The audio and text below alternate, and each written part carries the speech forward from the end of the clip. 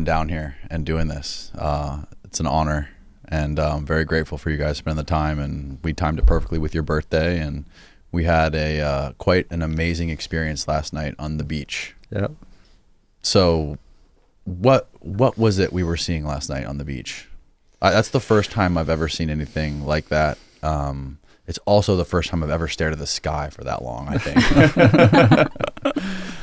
There was a lot of air traffic. We could see a lot of planes flying around. We could tell what they were. There was obviously a very dense highway of airplanes landing in Tampa that were coming off the beach. But there were some things that we saw that were definitely not airplanes, that were moving in weird directions with the lights getting very bright and then going very dim to where we couldn't see them anymore. What were those orbs? Well, they were the orbs, and the question of what are they is it's an ongoing study. That's research that we're all trying to figure out. It would have been much closer, but I think all the traffic and the population from the beach kind of makes it more shy. Yeah. So to sort of give you an introduction, Chris, out of all the people that I've talked to involved in this phenomenon, I have a lot of people on the podcast before who have spoken about it and studied it for years. And it seems to be the consensus that you are one of the most, if not the most credible person that has ever experienced this phenomenon. As I told you earlier, my friend Andy Bustamante, who was here a couple weeks ago, was telling me that through all of his experience filming that show that he was doing for History Channel, the Beyond Skinwalker show, the night that he spent with you witnessing those orbs in the sky, out of everything else, he said that was the one thing that stuck out to him the most. And it was the one thing that was truly unexplainable and real at the same time. Hey guys, I want to ask you a quick favor. Over the last few months, almost 70% of the viewers of this podcast are not subscribed to the channel. The most important common denominator that allows me to keep creating these podcasts every single week is you hitting that subscribe button below the videos. I want to thank every single one of you who watches and supports these podcasts. I would not be able to do it without you. Please hit that subscribe button if you enjoy it. Now back to the show. There's more people in the government and aerospace scientists that seem to be really interested in you. The CIA, DIA, FBI, NRO, and even the Vatican seem to be very interested in you. And they also seem to have their hands in this. Yep. So can you go ahead and explain how this whole thing started for you? I mean, I know you've told a bunch of the stories before on other podcasts, and your book goes through it very well, UFO of God. Incredible book. Thank you. Incredible book. This, nearly 17 years ago, we were, let's say over 17 years ago, in 2006, we had sold a company that was going down the tubes because of the desert, not the Desert Storm, but the 9/11 attack when they blew up the World Trade Center. I got caught with too many houses for sale. I was a builder, contractor, and had been successful for nearly 20 years and building anywhere from 80 to 120 homes a year, my wife and I. Had a Remax Realty company. She sold them. I built them. But when they destroyed the tower, it locked the Fort Bragg, which is where we live, now called Fort Liberty, I think. But it'll always be Bragg to me. So the soldiers quit buying homes. Most everybody did. It just threw the housing market. And two, it was the start of the housing collapse. It further collapsed in 2008 completely. But I was in a bad way. Was dealing with Crohn's disease and had been for since I was a young guy in my 20s. And at that point, it started getting worse and worse and worse because stress makes it worse, right?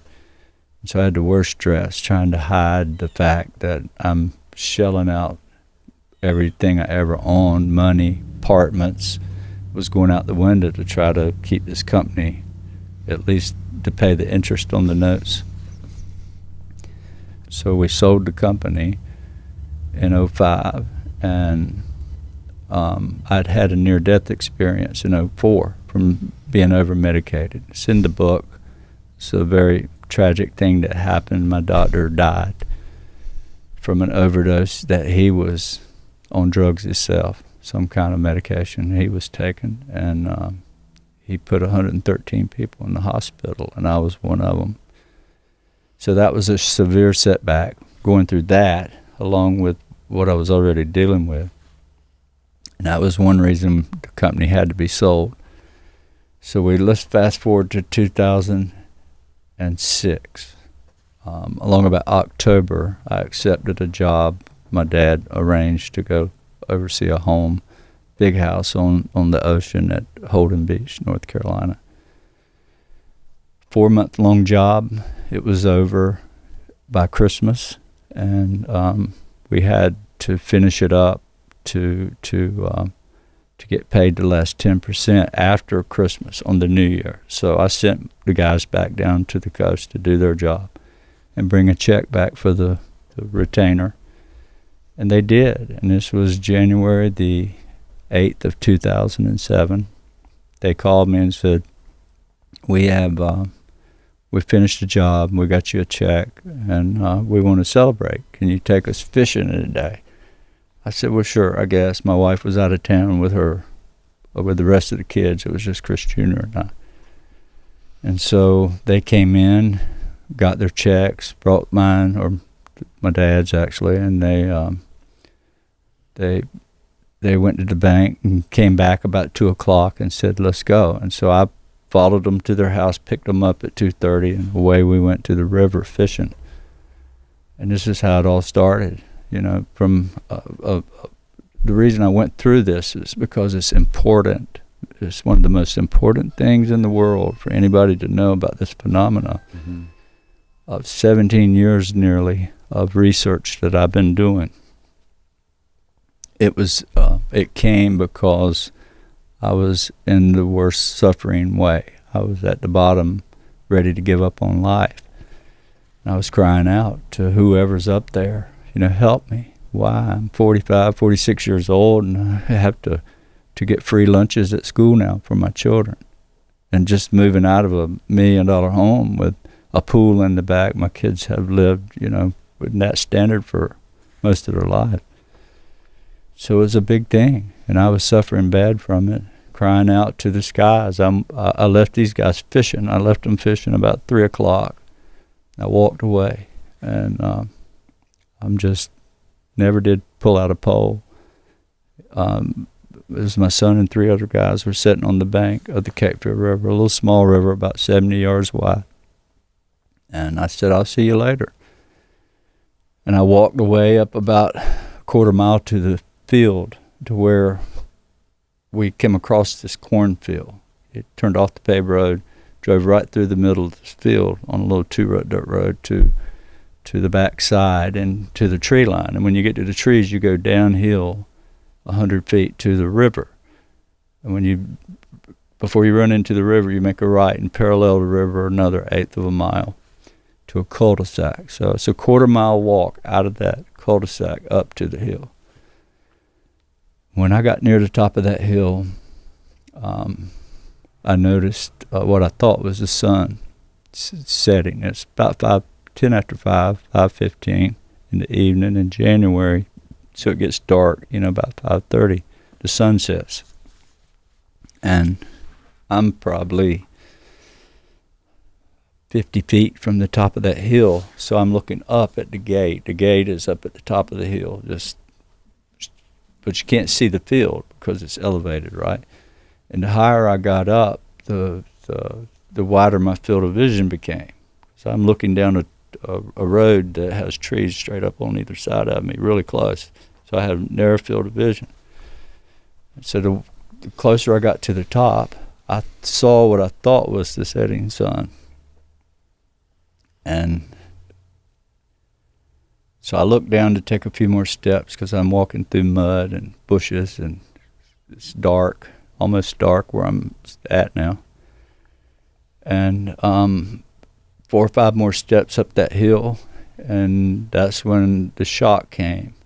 I began to see a second one. Instead of what I thought was the sun, the top edge of it, when I made a few more steps up, I could see the top edge of 2 suns. And I knew right then that this wasn't anything from that we had. And the reason I knew that instantly is because I'm a commercial rated pilot, and I have studied it all my life and love it, and I can name every airplane from World War II to today, pretty much. And so shock came real quick. I'm afraid what I'm looking at. So I dropped to my knees using the hill to hide me from these objects. Thought I was hiding. And so I sat there and I kind of crawled out of the road to the ditch because the weeds were real tall in the ditch. And so I buried myself in these weeds, and I start crawling, inching up the hill to where I could see. And I peeked my head up, and they're still there. And I don't know how long I was there, standing or kneeling in these weeds on my knees, using these this waist-high grass and what we call reeds or cane, which is down near water wet areas, right? And I begin to ponder everything I'm looking at. And my son, and these guys behind me fishing, I thought maybe I should get back down to where they are. So I turned my body to point downhill, and I'm still hiding, I thought. I've got this hill up above me. I could raise up and I could see them. I'd lower down and I couldn't see them. So the minute I decided to run, when I made that decision, I was thinking about it, but when I turned my body to actually run, I looked back one more time when I stood up to see if they were there. And when I did that, a third one, same thing, same size, 40-foot, 50-foot round, blood red to orange balls of fire, just what we saw on the water last night. In fact, one of those looked like it come up out of the water, the shoot film. Yeah. Right. And so the next thing I remember is walking up to the fire, trotting up. They couldn't see me because they're standing around the fire, and it's burnt down to a little campfire now, and we had a big blazing fire there when I left. And they were just standing there, and I could see them from the fire glowing on them. I didn't have a flashlight, so they didn't know I was coming until I got right up on them. And I said, "Hey, you won't believe what I just saw at the top of the hill." And they looked at me and said, "Where have you been?" I said, "What do you mean, where have I been? I was just up at the top of the hill just 20 minutes ago." And they said, "No, you've been going all night." And so I couldn't imagine what they were saying. It just did not connect with me. I argued the fact. "No, I've been going 20 minutes. They said, "No, we've been looking you all night." And I realized Chris Jr. was missing. And so I kind of freaked out, worried about him, because I knew the direction they pointed. He went in the back of the cul-de-sac along the bank of the Cape Fear River, which is real rugged and valleys and big trees, and it's just a place you can get lost real easy. And he was in there looking for me. So I took off immediately and ran to the back of that cul-de-sac, shouting for him, still not understanding that I've been gone but 20 minutes, right? To me, that's what had just passed. And when I found him, he was in shock. He was laying on his stomach and had backed up under the undergrowth in the back of that cul-de-sac. Wouldn't answer me until I almost stepped on him. I'm trying to get in the woods to look for him. No flashlight. And what had happened with Chris Jr. was when about an hour after I was gone, he realized that I should have been back by now. It's dark. So he started bugging the guys. "We need to find my dad. Where's he at?" So they got in the truck and drove looking for me. Left one guy at the fire, and two guys in my truck drove up and down, across the field, out on the highway. They went everywhere looking for me. Chris Jr. went on foot into the cul-de-sac because I had actually walked in there for a little while before I went up to the field. And he had, what he said he saw was he could see all the way down the road, the path, from the back of that cul-de-sac to where it turned and went up the hill. So he had a good, probably a quarter-mile view of that road, and the trees grow over the road, so it's like a tunnel. You come through real thick stuff. And while he was looking at me, he saw a red ball of light, like an orb. He described two red balls of light cross the road way up about a little less than a quarter mile, and they went in on the riverside. So he ran back to the fire, which is toward the orbs, right? So he had to run back towards them. And they were sitting on the bank, so the road parallels the river, and they're part of the way ahead of him on the right on the bank. So he runs up there and he tells them what he saw. And they were like, "Don't kid around, don't, what are you doing, Junior?" They took it as a joke, right? These grown men saying, "You're messing with us, Junior, don't mess with it." So he runs back to the back of the cul-de-sac again, looking for me. And he sees these same two balls of light come out of the riverside now, back out in the road. And here they come to and towards him. And so he began to hide. He tried to hide. So he backs himself up under this shrub. So around the field, if you're familiar with in our area and even here, the edges of any field is really thick undergrowth. You got all this thick stuff. And once you get in the forest, it opens up, right? So he's trying to hide under this thick stuff. And what he described when I was walking him back to the fire was that these two balls of light came all the way to him. The closer he got, the more he got afraid. Then he started hiding, and they got about 15, 20 feet from him. And there were two little beings about 3 feet tall that had red glowing eyes. So they looked like individual orbs when you saw them, but when they were closer, two little eyes about this big. And he couldn't shout, he couldn't scream. He was paralyzed the whole time. He was laying there, just afraid. And so I took him back to the fire. And funny thing was, these guys were freaked out now. They were really freaked because what I was talking about, I'd seen up at the top of the hill. And what Chris Jr. is talking about now, it got him even more distressed. Suddenly, one of the guys shouts, "Look!" And we all look up to the heavens, and it looked like 8 or 9 stars or orbs, like you saw last night. These big, they were white though, they were glowing huge and white. And they just went around in circles and like they were chasing one another, and they'd go out and they'd come back together, and then 3 of them landed in front of us about 75 yards away across the river. And that's when pandemonium set in. And we ran, left the poles in the water, coolers, everything they had, we just left it.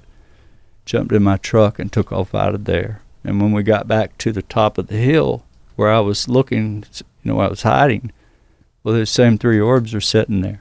2 of them are in the same spot. But the third one that appeared and came down is now on the road in front of us. It's just about 150 yards away between us and the highway, and we couldn't drive forward. We didn't want to go back because we just left 3 on the riverbank. And so you can imagine the fear that was in my truck. My son, he was in bad shape. These 3 guys were freaked out bad, but the weird thing, Danny, was I wasn't afraid anymore. I'd lost all my fear somehow. I was curious. I wanted to get out and walk up to it, but they weren't having no part of that. And that was one weird thing I couldn't figure out is they took my fear away. I was afraid when I first went up and saw it and to run down the hill. But as it appeared again, I was mesmerized. I wasn't afraid, but they were terrified. There was everything happening from crying to this is the last time I see my family. Please get me home. They started fighting who was going to go home first. It's all in the book. But that's how it all started in 2007. So after this experience and you guys started driving the truck home, was there anything else that happened after you got home? How far away did you live from the river? How long of a drive was it? Okay. That was only the beginning when we got to the field. Now we're setting up in my truck, 5 of us, with this object sitting in the road halfway to the road and 2 up over the road. And suddenly we heard 3 gunshots. We don't know who was shooting. MUFON and everybody investigated that. They went around the neighborhoods looking for witnesses, and they found 8 different witnesses. Hal Povenmire from NASA found and interviewed 8 different people that saw it that night. They were sitting on the porch when they flew over or whatever. So after the gunshots, this object in the road, it's not sitting on the road, it's hovering 5 feet off the road. It's about 40 to 50 foot long. It looks like an egg, or it looks like if you took a round ball, or let's say a raindrop, and you set it on the ground and it just kind of flattens out, kind of egg shape. Because the orbs are round in the sky, but when it's sitting on the ground, it looked like a football. And it just pivots. It don't turn, it don't lean, it just pivot straight at us, and here it comes down the road to us. So it goes right over our truck, about 50 feet above the truck. I could have shot it with a slingshot through the sunroof of my truck when it went over. And then it pivots again to the north, and it blasts off like a gunshot at poof. I took off. Couldn't go fast enough for these guys. They were screaming, yelling. Halfway down that road to the first house we had to stop, 2.5 miles away. Halfway in there is this curve, this really sharp curve, dead man's curve. I grew up that curve. Everybody in our community knew about that curve. And it's so sharp, if you try to go around it more than 35, the car just bound up. You could feel it. It's on the edge of losing control. And the crazy thing is in 1982, 81, I was married to a different lady that died. She died in that curve. And I found her. Of all the weird things, I wasn't home. I was at the coast, and I came home and drove up on her after she'd turned the car over and wrecked. Killed her right there. So this orb, huge thing, was hovering right over where she got killed. And we had to drive up under it. And I tried to get out. I wanted to get out and look at it. And they won't have no part of it. So we had to move on. But what it did, the reason I brought this up, is what it did, it spoke to me in a way that I understood. And these images, it went right in my head. And I relived the whole thing that happened that night in 82. And it said, don't worry anymore. This is not your fault, because I had thought it was my fault, and I should have been there, but I wasn't. I was out of town hunting that day with my father, and so I'd carried that for all those years, this feeling of guilt, and it was removed that night, right away. And so I had to put that in there because it's really important to understand the phenomenon. And I don't like to talk about this, but if people are going to understand it, how it reacts based on emotion, suffering. Thousands of people reach out to me about this, and they'll all say the same thing. When they started seeing it, they lost a family member. They lost their husband, their wife, a child. Pretty severe suffering brings them, and this is something everybody that studies this is aware of. So we left there, never stopped. We were down to about 10 miles an hour. I was trying to hit the brake. They were pounding on my seat, go. And so I hit the gas, ended up having to go 4 miles further and take the furthest guy home first because they were fighting who got to go home first. Dropped him off, came back, and dropped the other 2 guys off. And then on our way home, we went the long way because we didn't want to go back under that same curve where that orb was set, and my son didn't want any part of it. So anyhow, we get to the house. Chris Jr. is running through the house, locking every door, turning every light on, inside, outside, and he would go in the bathroom even with no windows. He'd turn the light on and lock the door. He was that afraid. I was in my study trying to find anything on TV. We just knew we were being invaded, the whole world. You know, that's what we thought. And I couldn't find anything. It was just a normal night, you know, and it was the weirdest thing. We couldn't compute what had just happened, and nothing's going on television. And so when Chris gets all his lights locked and doors locked and lights on, the whole house, he runs back to where I'm at, and suddenly the dogs start going crazy. My dad lived next door, and he had 15 hound dogs in a kennel. He'd raised them all his life. He'd upwards of 100 dogs at one time, 104. So he's always raised dogs, right? So I know their sounds. I know their different barks, and suddenly this whole pen full of dogs is barking in a fearful way. They were scared, and I knew it. The way they were sounding, anybody would have detected. They didn't know what they were seeing, but they were all going, you know, loud mouths. Hound dogs really are very loud. So imagine 15 of them all at one time, just this terrible, fearful sound.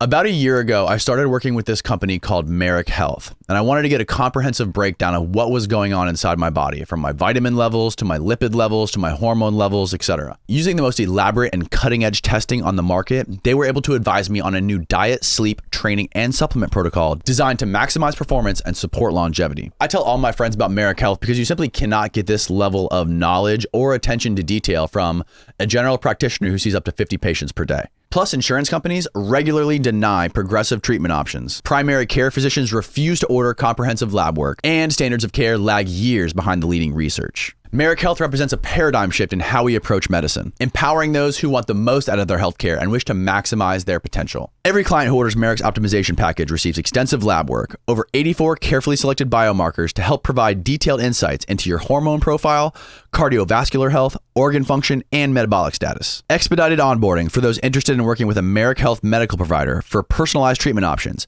ranging from hormone optimization and cognitive enhancement to hair loss prevention and body recomposition, and all from the comfort of home. The Merrick optimization package includes the same elaborate panel I get myself. And with those test results, that's how the Merrick Health clinical team optimizes my personal protocol. If you want the same panel and medical oversight that I receive, go to merrickhealth.com/Danny and use the code Danny for 10% off at checkout. It's linked below. Now back to the show. And so we had this Chesapeake Bay Retriever, 110-pound dog, standing on the back door steps. She's just sitting there. And she was growling and she was barking at the same time. So I walked up to the back door and could see her through the door. And Chris Jr.'s got me by the shirt. "Please, Dad, don't go out there. Don't go out." I'm like, "Son, somebody's breaking into Dad's shop." Because his garage is next to the kennels, plain view of the kennel. So all the dogs could see the garage. And I had a lot of stuff in that garage. I still do. My mom's house, and all our tools and welders and boats and fishing gear. I just knew somebody was stealing something, right? And the dogs could see it.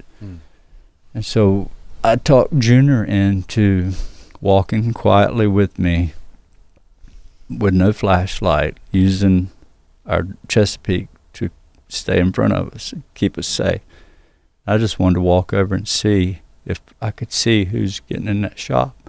try to scare them away. And when I opened that door, Rosie took off straight toward the kennel where the dogs were. And she ran out about 40 yards and looked back and then took on off. So Chris and I snuck our way up to the dog kennel, and when we got there, the weird thing was all the dogs were looking behind the pen in the woods, not toward the garage. And they were all barking, every one of them. It's a pretty long kennel. You could put a whole lot of dogs in there, and it was, just imagine a 50-foot long kennel with dogs in each pen, and they're all facing the back. And Rosie, the Chesapeake, is pointing. She's froze, and she's looking into the woods, same direction as the other dogs. And Chris and I are standing there, and I said, this is really weird. Maybe it's a bear or something has snuck in here. And dogs are usually afraid of a bear. They'll sound different. Mm. And so I said, Junior, I'm going to send Rosie in to whoever's in there. She'll run them out, whatever it is, deer or whatever, I don't know. But we made a plan. We're going to send her in, then we were going to run back around to our property. So it was 2 lots. They were on my dad's property or on his lot, right? So we were going to go back to ours and see if she pushes something out across in front of us, just to see what it was. So I sent her in the woods. She took off, wide open, barking. And so Junior and I ran hard as we could down this path back to the backyard, and I had to make a left and go to the back of the property, another 60 yards, I guess, run. So I had to run fast to stay in front of whatever's coming out of there. And what I didn't know was, Chris had me by the back of the shirt the whole time. He didn't want to turn me loose. When I made that left turn to go to the back, he pulled away from me. I thought he just turned her loose. I actually slipped a little bit. It was frost on the ground. And I didn't know it, but he had all he could stand. He ran back to the house, opened the back door, and went in and locked the door. I didn't know that. I thought he was still behind me running. So I ran all the way to the back, and I knew where there was a big oak tree back there I could run up to and stop myself. Because you had to do this quick. Because dogs, usually something in front of a dog would be way ahead of them. So I knew I had minutes to see what was in there. Mm-hmm. So I run up to this to this tree in a full run, stop myself, and I'm trying to catch my breath. I'm panting, but I'm trying to be quiet, right? Because I didn't want to scare whatever's coming toward me. I could hear the dog coming. It wasn't far. It's probably 20 yards in the woods coming my direction. So the minute I hit that tree, I turned around to see if Junior was coming behind me, and Junior wasn't there. But what was there, from me to you away, probably 4 foot, I could have leaned over and touched it with my hand. A good thing I didn't. Somebody from NASA told me it would have killed you. It did. Could have. The energy from it. So there was a being standing there, just like Junior described. It was that he saw on the river. It was 3.5 feet tall. It looked like a child, not like a gray alien you would think about. People talk about. It was a little glowing, color of the moon, soft glow. 3.5 foot, 4-year-old, looked like a 4-year-old child. Head and face was a little different. Definitely weren't human. Eyes were glowing red. They looked mechanical. When you look at them, they look like the little markers on a transfer truck, the side markers. You see these little round lights along the side. They were about that size, 1.5 inches. It had this triangle on its chest, glowing. This thing was glowing, but it had a dark section that won't glow. It was in the shape of a triangle. And I knew I was in trouble. The minute I saw it, now it's all happened so quick. I ran against that tree and I stopped myself and I looked back and I'm like, oh my God, what do I do? So I got closer to the tree. I didn't want to get closer that way to turn around. So I backed my back against a tree and I'm facing this thing. And I said, I surrender. I mean you no harm. I'm sorry. I'm not here to. I surrendered to it. I just knew I was dead. And I heard this voice say, "You don't understand. We're not here to hurt you. We're here to help you." About that time, Rosie comes out of the woods. She's still coming. She's still tracking whatever it is. And it just vanished right in front of me, just disappeared. Instead of telling Chris Jr. what had just happened, I walked back up at the house, and he's standing in the back door looking for me. And I was scared to tell him any more because he was in shock, right? And that wasn't the end. I was a smoker back then. I had to have a cigarette. I just had to have one. I was just basically hyperventilating. I had to smoke. So I walked into my study. I have a couch with a sunroom, had windows all the way around, and my couch was backed up to these windows. So I put my knees on the couch and I reach over the back. I start to raise the blind, and Junior's freaking out. "Don't open the blind, Daddy. Don't. Please don't." And when I raised it up about halfway, I was going to open the window and smoke and blow it out the window, right? But he had all the lights on around the house, and there was this being, a tall one. I drew it. I painted it, but it's not. My wife thinks it's too scary, so she hid my painting away. Right. Did she really? Yeah. Yeah. So it's a 4-foot tall painting. And she saw the same thing. Is it scary, Emily? It was a conversation piece in our house back in the day for sure. She turned it around and hid it somewhere. I don't know where it is now. It's in the pod. Somewhere in storage. She won't let me bring it out. But anyhow, that's what I saw coming about 20 yards outside that window. And remember, all the floodlights were on, so I could see it perfectly. And how tall would you say it was? 7 foot. It freaked me out so bad that I shut the shutter down without telling Chris Jr. anything. I'm trying to protect him as a dad, right? So I pulled the blind down, grabbed him by the hand, ran out the front door, jumped in my truck, and we drove about 5 miles away to a big hayfield. Sat in the very middle of the hayfield until daylight the next morning, afraid. That was the beginning and the end of January the 8th of 2007. And believe it or not, he did leave out details. It's a big story, Yeah. but they're all in the book. Yeah. So that 7-foot being, how did that thing look? Was there any details you could see?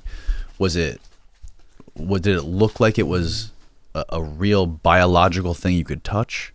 It was a tall, 2-legged, 2-armed humanoid figure that looked more tan looking than gray, but it's similar to these gray aliens that you hear people talk about. You always said it had human eyes. Yeah, it was huge. It had human eyes. Sorta, yeah. Bigger, but it looked more human looking. But it was alien though. With a pupil and like an iris? Or was it just all one color? It wasn't all one color? It was all one color. Oh, okay. But the way it looked at me, and it was a scary thing. So I haven't seen those since, but it was there. It was on my property. And usually I've heard stories that they kind of run together, these taller guys and these small ones, but I don't know. I have no clue. So out of all the people that were there with you that night, other than your son, has anyone else corroborated any of that? Yeah, they do. They told their story. Guys that were there with you? Yeah. They went on the Discovery Channel and told the story, just like we did. And they reported to MUFON. I have all their interviews from MUFON, and they all corroborated every bit of it. And what happened with them was the same thing with me. They had children my children's age, or older, or younger. All three of them married with children, and they were just good old country boys that worked for my dad as subcontractors with families, and they all went to school with my kids, the most of them, either elementary or middle school or high school. And so when the Discovery Channel made their show in 2008, they made a circus out of us. They made me look like I was crazy and a liar, and they tried to discredit all of us. When they told us different, they were going to vindicate us. That's why we all agreed, because we were catching so much slack from the community. It became worse because of that documentary. My children were at school, and they would get made fun of, and she'd come home crying from teachers and the kids in school making fun of what was going on, right? So that was that shut them up to never want to talk about it ever again. That's why you don't hear much from them. So after this happened, did you tell anybody else? Did you tell your family immediately, or did you keep it to yourself? Yeah, I told everybody. I thought it was the most wonderful thing on planet Earth. You know, we're not alone. You know, we've always been told that nothing exists. Even people say God doesn't exist. So it's all faith. You know, it's only us, and we were created by evolution, just time. You know, enough time, anything can create itself. That's what they say. So I just experienced something that what I didn't say was the next day when we left the hayfield and came home, I came home and was worried about my medication because I had to take medicine every day. And if I missed it, I would get worse. Couldn't miss one day. It just had to stay regular. And I didn't feel sick the next morning. And I didn't take any medication. Just for the Crohn's? For the Crohn's. And I haven't had a symptom since then, period. Went away that night. And I was so sick that she can tell you, I was in the bathroom 20 times a day, 25 at the worst, when it was at the worst point. That's what Crohn's does to you. Very painful, you know. It's an intestinal disease. Right. So I told the world, you know, this is what happened. Suddenly I became a laughingstock, and I was playing with demons. You were playing with the devil himself, and before long the churches were coming, sprinkling holy water on my kids, on my house, on my property, on me. Really? Yeah. Like when you would go to church? Well, I wasn't going to church then because I was told if you can't come if you ever talk about this again. So I'm like, I'm going to talk about it. And so I never went back. And how did word get spread? Like throughout, like Emily, you said you saw like people at school were like cracking jokes. How did everyone find out about it? Well, it's a small community. And, you know, Dad was born and raised. Our generations of our family are from that area. And so the people that are from there know each other very well. And Dad and my mom also were prominent business people in town. So everyone knew who we were anyway. And so when one person found out about this, oh, Chris Bledsoe is crazy, the whole community finds out. And then you go to the grocery store and people, you know, recognize you and know things, and people at school. And then the documentary came out a year later, and it was impossible to keep it hidden from everybody. Yeah. Good Lord. It sent the first 5 years, I call 5 years of darkness. And that was the first year it happened. The second year after the Discovery Channel did their thing, from the second year on, it just got worse. I mean, it got so bad that I didn't want to ever talk about it again. And I actually went outside and shouted to the heavens, I'm done with you. You know, why do you do this to me? Why is my children affected now? You came in and you healed me, and now I've got this problem. Right, and it's important to note that through these 5 years of, you know, we call darkness, not because of the phenomenon, because in those 5 years we were having continued experiences together and separately. Like, I was 10 years old when this happened in 2007, and throughout all of those years, we were seeing things and then going and being ridiculed publicly and, you know, in different circles while we were still having the experiences. So there was a lot of like cognitive dissonance there with like, oh, we're actually seeing it, but nobody believes us and it's still happening. So this first experience sort of unlocked a whole bag of other experiences on everybody. Absolutely. On all of us, yeah. Even you last night. Yeah. So what other types of experiences are we talking about? Well, go ahead. You can talk. I mean, anything you can think of, really. We've seen things like jump off of the table without being touched, like things moving on their own, seeing shadow figures being touched. Anything, like you would think it was a haunted house growing up, but that's, you know, part of how we explain that this is all spiritual in nature, is because it can really manifest in any way that it wants to. And so the phenomenon is not limited to what people think of as aliens or UFOs. Where we were obviously seeing orbs every night as well, we were seeing things in the home that you would think of as like ghostly maybe. Yeah. But it was all the same stuff. When did the orb sightings start? Immediately after? Never quit. From 2007 that night, it just continued to this So day. from then on, you just started noticing things in the sky? It was in my face. It was, yeah. I mean, I write about it in the book. So many stories that we didn't write about. I wrote 140,000 words for this book, and we published 85 or 90,000. That's including the introduction. So there's a lot that we didn't include.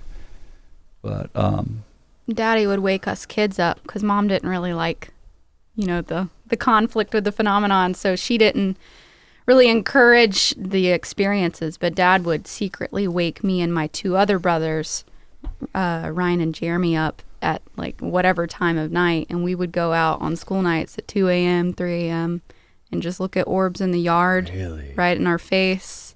And then we would go to bed and go to school the next morning like nothing happened. some of these orbs would be 50 feet around and 100 In the yards yard. away. Yeah. Huge, big as trees. And flying some of them through the trees and sitting out there for hours. We had one blue orb that just stayed there for everybody walked by the door, and we'd look through the window and see it going through the trees and stuff. Now, did these orbs make any sounds? Sometimes they do. Sometimes they do. Not all of them, but if they're close enough, you can hear them. How would you describe the sound? Like a ringing, like a buzzing, kind of Buzzing, energetic. electrical, Electrical. sizzling. If you heard, you ever taken a light switch, and when you go to turn it on an old switch, especially, you hear a crackle sometimes when you go from on to off. That's a lot of what it sounds like, a crackling, sizzling sound. Is there any other, is there a smell? No smell. No smell. No smell. And what about the colors? What is the color spectrum of them? What is the range of colors that you see? Nearly all of them. All of them can change colors. I don't think you hear people say, oh, there's a red one and it's mean, and there's a yellow one and there's an orange one, and there's these green ones will kill you. I've heard so many people talk about that. But it's from my experience, they're all the same. They just how they decide to appear in color, but they usually will start out white and shift from white to red. So everything in between, yellow, orange, blood red, back to white, yellow, orange, in that spectrum. But occasionally they're blue. They'll go from red to white to blue, this bluish white light. Not like an American flag thing, but they're shifting red. You'll see the red in with the blue. Several videos of blue ones. And what is this photo right here we're looking at? That far, if you look at Christopher, that's Chris Jr. If you look at his left shoulder behind him where the woods are, that's where I had the encounter with the 3-foot being. Oh, really? Yep. And that's where they landed. The orbs landed in my yard. You can see this circle here is 2 years old. The grass still not growing. Wow. It killed the grass, except for a little donut in the middle. And those streaks you see behind him are where two other orbs came from different directions and scooted along the ground, burning the grass until they sat down and created their circles. So there were 3 of those circles in the yard. And MUFON tested that as well. Can you explain what MUFON is? MUFON is the Mutual UFO Network. And that's who you call if you have a sighting and you want to report it. You call those guys or go on their website and you can put your sighting in, and that's what. So it's just people scattered around the country that are interested in the topic, and they just donate their time to research it and collaborate. It's a pretty big outfit, and they have board members, full-time people there, but it's basically a volunteer. The investigators are mostly volunteers there, so. But yeah, they tested that soil. And the funny thing is the tree, back in that back corner, there's a big oak tree in the woods where I run up to it and stood there with this being from me. And the tree just died. The limbs fell, big, huge tree. It's just crumbled down, just like the top of that burning tree. Remember that orb, where that orb landed there is 12 feet from the tree. I'll show you right here. This is here's a better photo. So when it come over the tree, one of those orbs, the one that had the full circle, the other 2 had tracks leading up to where they landed, right?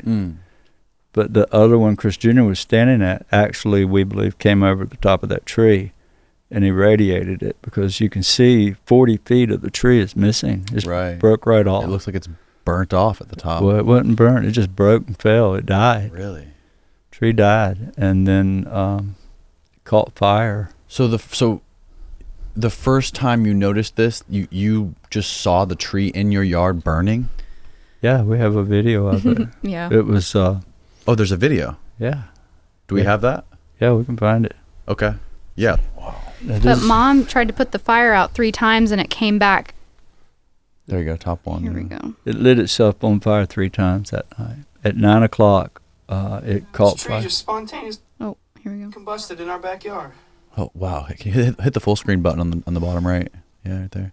This is so weird. There's Emily coming home. I told Stephen to come out and look at it. It hasn't been thundering or lightning or none of No. that today, y'all. I don't even think it rained today.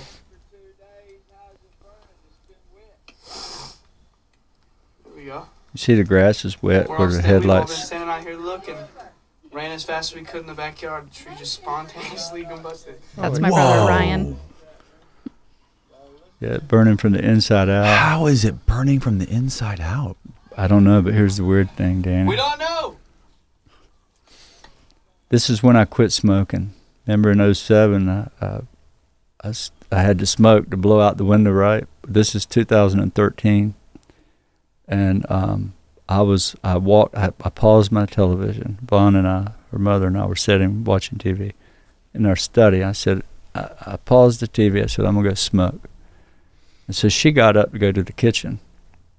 I went out the back door, full glass door, and I'm standing on the patio, lit up a cigarette, and I could see this tree is 75 yards from the house, back in the back of the property, in the middle of nowhere. And I saw sparks come from the ground and go up. It looked like the little bottle rockets you'd shoot off, the little tiny ones, the red sparkles. That's what it looked like. They came out and they went weird looking.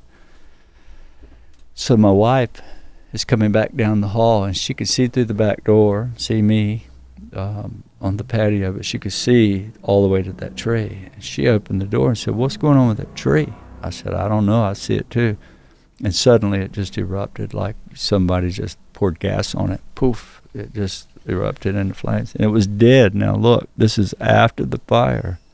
It came back. How long after the fire is this? That's the very next summer. The fire was in like October. This was the next like spring, summer. Spring, yeah. Wow. It had been completely dead. That year before, 2012. April of 2012. I'm going to talk about the lady here. It's in my book prominently about the lady. And Easter, Saturday night, Easter, the night before Easter of 2012.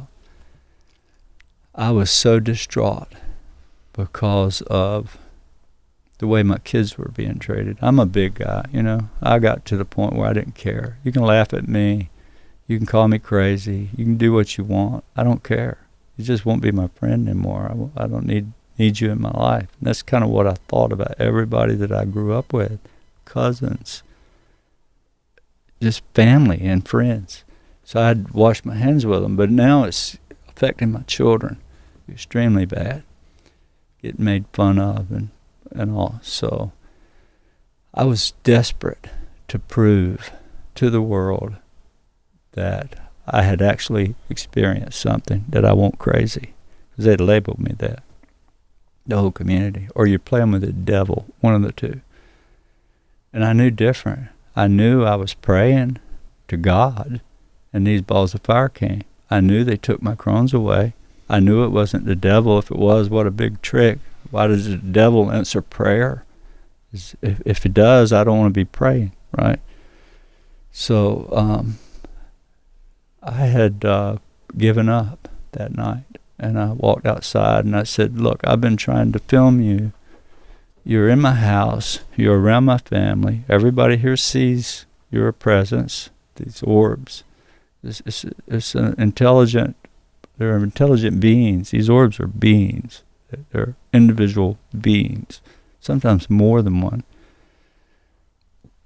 And so I shouted to the heavens, I'm done. You won't let me film you? You won't let me share you with my mom and dad, lives next door? The minute they come out, it never shows. When they walk back in the door, boom, it's right back in our family's face. So it was like, it was so real to us as a group of 6 people, but I wasn't able to share it. This episode of the podcast is brought to you by Seed. Have you ever been in a situation where you had a gut feeling and it paid off? There's a reason you trust your gut. And that's why our enteric nervous system, which regulates the gut, is often called the body's second brain. Seed's DS-01 Daily Synbiotic is a new standard in probiotic, which supports digestive, skin, heart, and gut health. Its non-fermenting formula is supported by clinical trials and scientific studies and delivers what you need where you need it. I personally use Seed because it helps support my body's ability to break down fats and lipids. And it maintains my blood cholesterol levels already in the healthy range. And with Seed's DS-01 Synbiotic, it's 2 capsules in one. The outer layer dissolves in your stomach with fiber that feeds your gut bacteria, and the inner capsule is designed to travel all the way to the colon for the precision-delivered payload. Additionally, Seed is rigorously tested for 14 classes of allergens defined by the European Food Safety Authority. Listen to your gut with Seed's DS-01 Daily Synbiotic. Go to seed.com/Danny and use the code Danny for 25% off your first month. That's 25% off Seed's DS-01 Daily Synbiotic at seed.com/Danny, code Danny. Back to the show. So you couldn't witness it with anybody outside the family? Not before the first 5 years. It was, but I did with other people. You know, some scientists got to see orbs. Very selective. Yeah, very selective. But it was almost impossible to introduce anybody to it. Mm-hmm. And so I went outside that night and I shouted to the sky, I'm done with you. You have ruined my life. Thank you for healing me. I'm not sick anymore, but my life is in worse shape now than it ever has been. I'm a big guy, but my kids, I can't take them coming home crying. And 3 boys, 15, 16, 8, 17 years old, trying to date girls, and now they're withdrawn because of all this. And so I'm talking to the heavens, to the sky, just like this. I'm done with you. I'll never speak of you again. Don't come around me. Don't come in my house. I'm done with you. And that's what I did. And I walked in and I went to bed. My kids were there. Because of Easter, they always had friends come over. So the house was full of children. And they were in the front part of the house playing video games. And I'm in the back alone. My wife's sleeping with her because the boys had all these boys over and Mom's standing guard, right? So I'm totally by myself. So I'm asleep. 3 o'clock in the morning, 3 o'clock on the dot. I heard this voice say, arise, in a manly voice. I mean, it sounded like thunder. It was so loud, and it woke me up from a dead sleep. Till I jumped up out of bed into a sitting position, and I looked around the room, panicked. I said, I heard that. Who's in here? If it had been my wife, it wouldn't have startled me, but because it was a deep, thunderous, manly voice, it scared me to death. And I looked straight at my clock. Had an old desktop clock back then. Everybody had an alarm clock, right? I don't use one. So now we use a cell phone. Yeah. I looked and it said 3 a.m. And I could see movement in my room. And it looked like these shadowy figures that we've been used to seeing. They were at the bed, foot of my bed, these shadowy figures. And what they did, I don't know. They put me in some sort of trance-like thing to where I got out of bed. I was in just my underwear. I put on full jeans, pants, shirt, shoes, and I walked right out the back door following them. And we went back out to the dog kennel, to where everything had happened before, right? Just right up to the dog kennel. And just before we got to the kennel, one of these beings stopped and turned and handed me this object with two hands, just like this, handed it to me. And I reached out and I took it. It said, "This is yours, you must keep." So when I grabbed it, it felt like a hedgehog. It's prickly. It wasn't hurting, but it was prickly. And it felt like it was a living, like a dog, but it had no head or no legs. I could see it, but it scared me really bad the way it hit my hand. So I dropped it on the ground. This voice said, "No, you must keep that. This is yours, you must keep." So I reached down to pick it up. And when I did, when I stood up, they were gone. There was no more beings in front of me. And I thought, what am I going to do with this thing? And I'm juggling it, and I'm thinking quick. And so I opened the dog kennel, and I set it in the kennel and closed the door, thinking, you'll be safe there. I don't know what it is. This has all happened so quick. And the minute I closed that door, I stood up, and this blast of wind, it was so strong, this wind. It was a mighty wind, but it was localized. It wasn't the trees around me. It wasn't the forest. It was a blast of air in a circle in front of me that the tree, this oak tree in front of me, just disappeared into a black hole. And out of that hole came this wind, which pushed me backwards really quick. It was like so fast, it caught me off balance. And I fell all the way to my back, flat in the leaves. And as I'm falling, I could see what looked like a 1,500-pound bull, a cow, come out of that hole, ran right over top of me. And I could see through it. I could see the stars right up through it, but I could see this bull. And so I land on my back, and I roll to my stomach. And when I roll, and I'm trying to get up, right? I'm going to run. It happens within seconds. I hit my back. I roll to my stomach. I'm facing the other way. So I'm trying to get to my knees and to my feet to run, to know where this thing went. And immediately, the cow wasn't there. It was a woman, beautiful beyond measure. She was glowing, this bluish white color, and she had this white dress on that sparkled when it was flowing. The dress just moved, and it looked like an old Roman dress. It went all the way to her feet, and sleeves out to her hands here, and a collar. There's a painting of her right there. That was done. You painted this? No, the man standing to me is a famous artist from New York, Doug Auld, and Doug painted that just out of, what I described to him. You can see the bull to the right there. And there's actually a triangle on her chest. He put it on there. And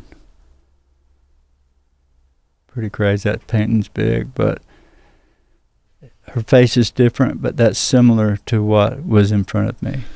3 foot. 3 foot floating in front of you. Yeah, 3 foot off the ground, but 6 foot away from 6 me. foot away. And the size of her, was it like the normal size of a human? Right, she was smaller. Smaller? See-through? Could you not see through? No, she was solid as Solid. you are, yeah. But her mouth wasn't moving, but I could hear her plain as day talking to me. But she was hovering, barefooted, just like that, 3 feet off the ground, and she looks at me. I'm just in this biggest shock. Words can't describe how the power I felt from this wind and this bull run me over, and the fear that set in, flight. I had to run, you know. I had this instant fear hit me. But now I'm looking at this woman, so that whole fear thing turned into, oh my God, you know, what is this? Is this an angel? What am I looking at? She leans over and she looks at me and she says, this is your burden. She said, first she said, you know why I'm here? And I knew why she was there, because I had struggled internally for 5 years. These orbs come and it talks telepathically. I hear them. And we proved this on the History Channel, live with Andy, right? They knew that my brain was communicating with the orbs, even though I wasn't moving. We did this on camera. And neuroscientists measuring my brain waves, they could tell. So I'd had, for all these years, this overwhelming desire to tell the world. And the more I told it, the worse it got, the worse ridicule, and it spilled over to my children. So that's why I was ready to quit. But she said, this is your burden. You got to bear. And she said several things. And this is, I've been telling this for a long time about the times we're in now. You know, we're in some pretty weird times, right? But she told me about that. And I put it out there in 2012. This happened Easter of 2012. She said, there's going to be trouble coming. And we're going to wake the people up. And we're going to let you do it. We're going to use you. We want to help you. Introduce us to the world. That's what she said. And she told me about an alignment. She said, there's going to be, she said, when the star of Regulus, arises on the horizon in the gaze of the Sphinx, at that time there will be a shift in the knowledge of humanity. That's what she said. I didn't know what it meant. I had no clue if this star would align on... star of a Regulus? Regulus, a star called Regulus. When it aligns on the gaze of the Sphinx, before daylight, when that star comes up and it's right up just above the horizon, like the orbs last night, right on the ground, in view of the Sphinx, there'll be a shift in the knowledge. There'll be a new knowledge for humanity. So I told that. Also saw visions of trouble that would happen beforehand, which is, we've been having weird troubles, right? So I'm not a prophet, and I don't want to claim to be, but I did say this in 2012, and I've said it for the last, 11 years, and it's all happening. So the amazing thing is, Danny, is I went from totally quitting and announcing it to the heavens, I'm never going to do this again, to a new, renewed energy of, now what am I going to do? If I tell this about the lady, they're going to come lock me up. They're going to think I'm crazy for sure. So I didn't say anything for a while. And 2 weeks later, a week later, I had vowed not to ever speak about it again. 1 week later, I get a call from MUFON saying, we want you to talk in Asheville, North Carolina, which is 6 hours away. And I readily accepted, I want to talk. So I was a different attitude towards it. And that's where I met Diana Pasulka 2 weeks after the lady came. And I started talking about the lady in that conference, and the audience began to heckle me. They made fun. They didn't want to hear about the lady. They wanted to hear about the river event. So it was a very traumatic thing.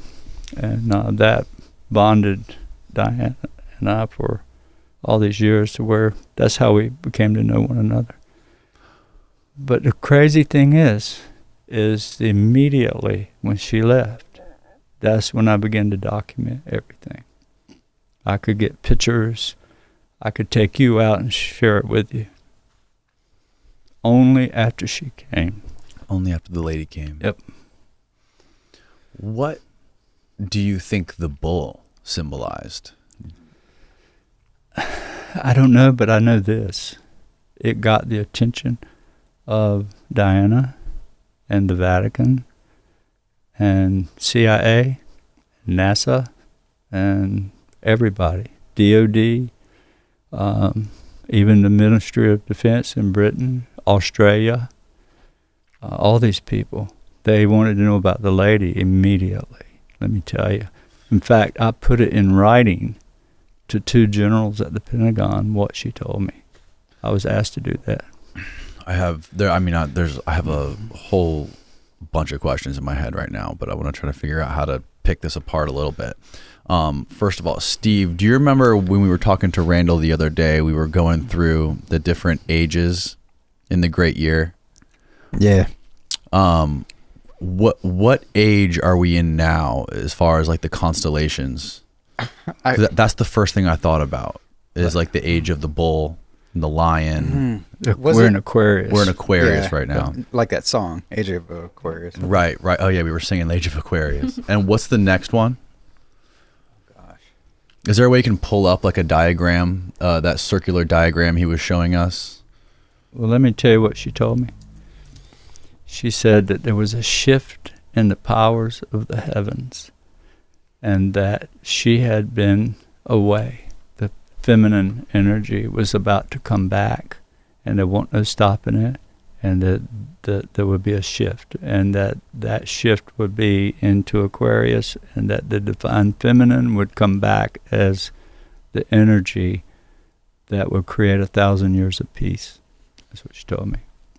There'd be trouble first, but in time, that peace would come to this world. All right, so it goes Aries, Taurus, Gemini, Cancer, Leo, Virgo, Libra, Scorpio, Sagittarius, Okay. Aquarius, followed by Pisces. Okay, so we got a long way to go before we're in Taurus again. Yep. Interesting. But you know, the lady in Egypt is depicted, Hathor, with bull horns or a bull next to her. Many countries, the lady is always depicted as with a bull, or either have bull horns with a solar disc or beside the bull. So it goes hand in hand with her throughout many countries. What did Diana say about the lady? Did she have any speculation about who she was?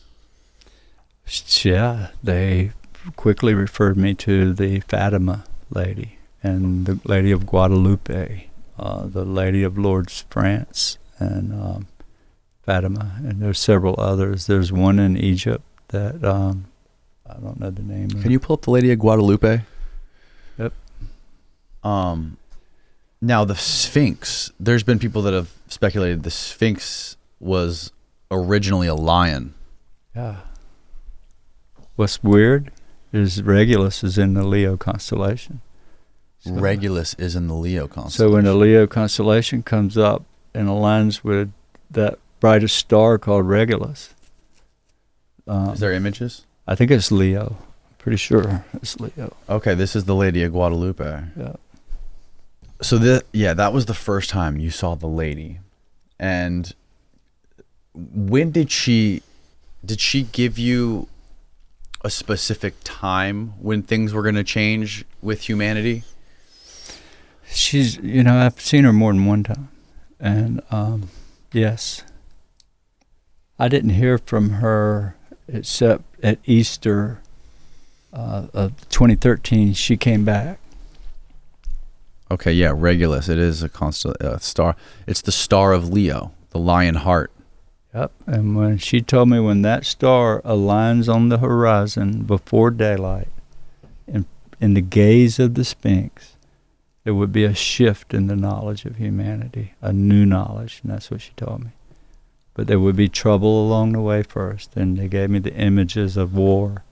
I even wrote that I saw Israel bomb Iran and Syria And we're looking at it right now. I put that in writing for years. I'm not talking today. I did it. I've said this for a long time. And it's coming. It's happening. Let's hope it don't, but it's looking that way.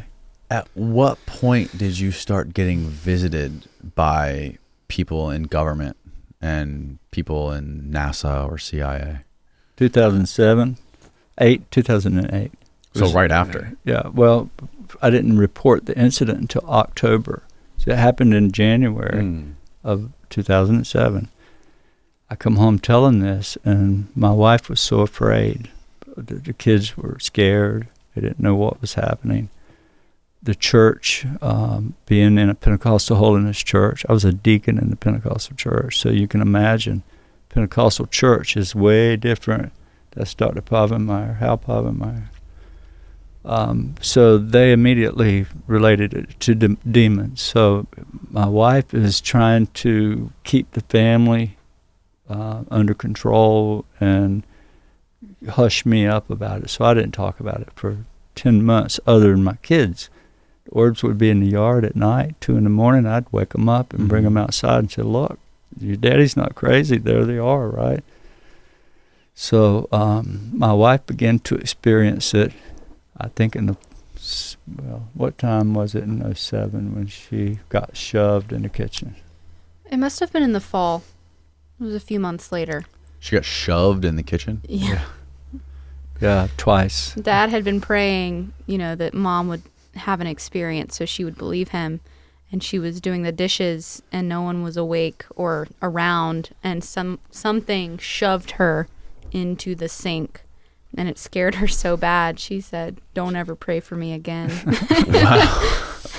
Shoved her twice, but... I don't blame her. Yeah. So I didn't speak about it for the first 10 months, and it was October that I had cable finally. We didn't even have cable. I couldn't afford it. I had no TV. Other than local, you get a few channels with a rabbit ear. And so we got cable, and I started researching UFOs. How do I tell somebody? Who do I talk to? I've got to get this out of my head or I'm going to go crazy, because my head's hurt really bad. Every time I tried to think about the subject, I would go into almost pass. I did pass out very often. It would hurt so bad I would pass out in front of everybody, because my brain had a lock on it. And so it was October. I saw a MUFON ad on the History Channel about Stanton Friedman, this nuclear physicist, was talking, and first time I'd seen a show like that. I thought, he's pretty cool. If this guy would tell it, I'm going to tell it. So I Googled them and found their application to submit a report, and I wrote it out. 2 weeks went by. I attempted to push that button, and I knew if I pushed that button, I'm going to lose my wife. That's what I thought. I was under that much stress. So for 2 weeks, I agonized. Finally, I hit send, and I felt this relief, but I didn't expect to hear anything back, right? So within a week, I get this call. Within days, a couple of days, I get a call from MUFON out of California saying, we want to come see you like right away. And I'm like, oh no, you can't do that. I just wanted to say it, right? So I told them no, and they kept calling me and calling. And come January of 08, or right around the 1st of January, they wrote me again, and I finally said, I've got to tell this. I can't hold it no longer. So I said, yeah, you can come. And it was February of 08 when the first person showed. And that's when I told my wife was sitting there on the couch while the investigator was there. And she looked over at him. And she and I hadn't talked about this, period, only me and the kids. She was always fussing at me, don't get them out of bed, they got to go to school. And that's when she asked Steve, the investigator, if you ever seen any shadowy beings? I've been seeing them, and I got shoved in the kitchen. And I said, my prayer's working. I've been praying you would experience this. And she looked at me and pointed her finger and said, don't you ever pray for me again like that. We all thought it was funny, but That was the first time you ever heard her talk about shadowy figures? Yeah. She wouldn't talk around me. She would around them, but she wouldn't me. And she was trying to hide it, you know. But it just became, within 2 weeks, within 2 weeks of MUFON coming to my house in February, they had already talked me into doing a documentary with the Discovery Channel. This will vindicate you. The whole neighborhood will know you're not lying about it. So they talked me into it, and that was a bad mistake. Bad, because it turned the opposite way. I don't think they ever believed it would happen again. They didn't think that, because it don't normally happen. Somebody sees something, that's it. But it didn't stop. It came back. And did you ever see any of those 3-foot childlike beings again? Yeah. Yeah, I sure did. In fact, there's a picture of them. I'm trying to find it. I can't It's there. seem to find the photo, but And you mentioned the first time during the river experience when that first being explained to you he wasn't there to harm you, he was only there to help you. Right. Was there any other communication, any other times that you saw them or Yeah. experienced them? Yep. 2 nights later, this was on, it was a Monday night when we had the experience on the river, Chris Jr. and the group. Wednesday night. Now, wife wasn't coming home to Friday, right? So we're staying the rest of the week there, just Junior and I. And Wednesday night, I'm struggling with Chris Jr. because he's in shock and he's had a really scary experience, right? He was in a bad way. And so Wednesday night, it was about 9 o'clock, 8:30 or 9 at night. Suddenly, we're at home, he and I, watching television, just dad and son, and these same dogs start barking again. Same way, scary bark. So I ran to the back door and could look out over the whole property, out through the back, full glass back door. And there was a Christmas tree farm beside us, a big one. They had new trees where people would send them out, cut all these trees down. But there was a section of that Christmas tree farm that was overgrown. You see the far back right corner on the wood line's our property line, but on the other side of that, was this huge Christmas tree farm. I can see it looks like a wall of trees. Yeah. So the trees were so big that they grew together. So there was no walking through the place. There were 40-foot tall spruce pine trees. But underneath, you could get down on your knees, and there was no weeds at all. It was just these short little pine needles. And there was a section 3 feet of height underneath all them trees. You could see for a long ways. And so I just crossed the fence. The lights were flashing, pulsating in the Christmas trees. The whole tree was lit up, the farm. And I knew what it was because we'd seen it Monday night on the river, these big white orbs flashing. And I don't know what got into me, but it was a change in my life at that moment because I had been a hunter. I was raised with a rifle and a shotgun. I shot my first deer at 5 years old. I was shot in the back at 10 years old, had a near-death experience, nearly, I was the luckiest guy in the world when I was 10 years old. Blew a hole in me, this big as an orange. Shot in the back with a shotgun? Yes, from me to you. That's a whole nother story. the scar is still the size of like a big orange or a grapefruit. Yeah, right. Straight in line with my heart, right there. If I pull up my shirt, you can see lead right here through the skin. Yeah, that was the first near death. And so, I don't know why, but I was angry. Just seeing my son get upset again all over. Because now we got 2 nights later these lights in the backyard again. And it's taken me 2 days to kind of calm him down, and now he's freaked out bad. Oh my God, he's just really freaked. And so I just had this bit of rage come in me, and I walked over to the gun cabinet and I grabbed a little holster, 44 Magnum rifle, little short saddle gun I used to bear hunt with. I'm on record, Boone and Crockett record book for shooting 660-pound black bear. Wow. North Carolina. So big, it was a record at that time. Still in probably the top 5. But I took that gun and I said, "You come with me, Jenner." He said, "No, I'm not. I'm not going out that door." He said, "Please don't leave me, Dad." I said, "Son, I'm going to end this tonight." That's what I told him. I was just being a father, I guess. So I walked back to that far back right corner, and I went through that little opening you see, walked another 50 yards along that side, and there was a fence there, old hog fence that the trees had fallen over in one spot, so it wasn't used anymore, but it was crunched down. And I knew it there. I didn't want to cross that fence until I got back there, so I could step over it. So I stepped over that fence, and the first 10 yards of that tree farm was nothing but pines. So there was a buffer area of pines, and then there's the wall of Christmas trees. Sheer wall. I mean, there's no going through it. You couldn't drive a car through it or a bulldozer. So I got on my knees and I started under, and I could see this orb. It was about 50 yards away, or not even that far, 50, 60 feet, 70 feet maybe. And it was pulsating. I could see the bottom 3 feet of it. That's all the view I had, 3 feet of view under there. So I crawled, dragging that gun under these trees until I got about 20 feet from that orb, 20, maybe 30 feet. And the electricity from it, the buzz, the static, my whole body felt like needles. The hair was standing up, and every goosebump on me was just tingling. And the energy was so strong, I couldn't go any closer. I just turned around and I backed away, walked back out of the forest, crawled out. And I got to the pine trees where the fence was crunched.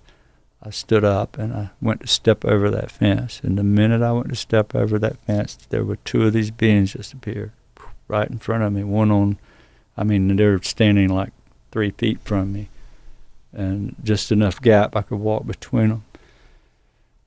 And immediately I felt this shame come over me.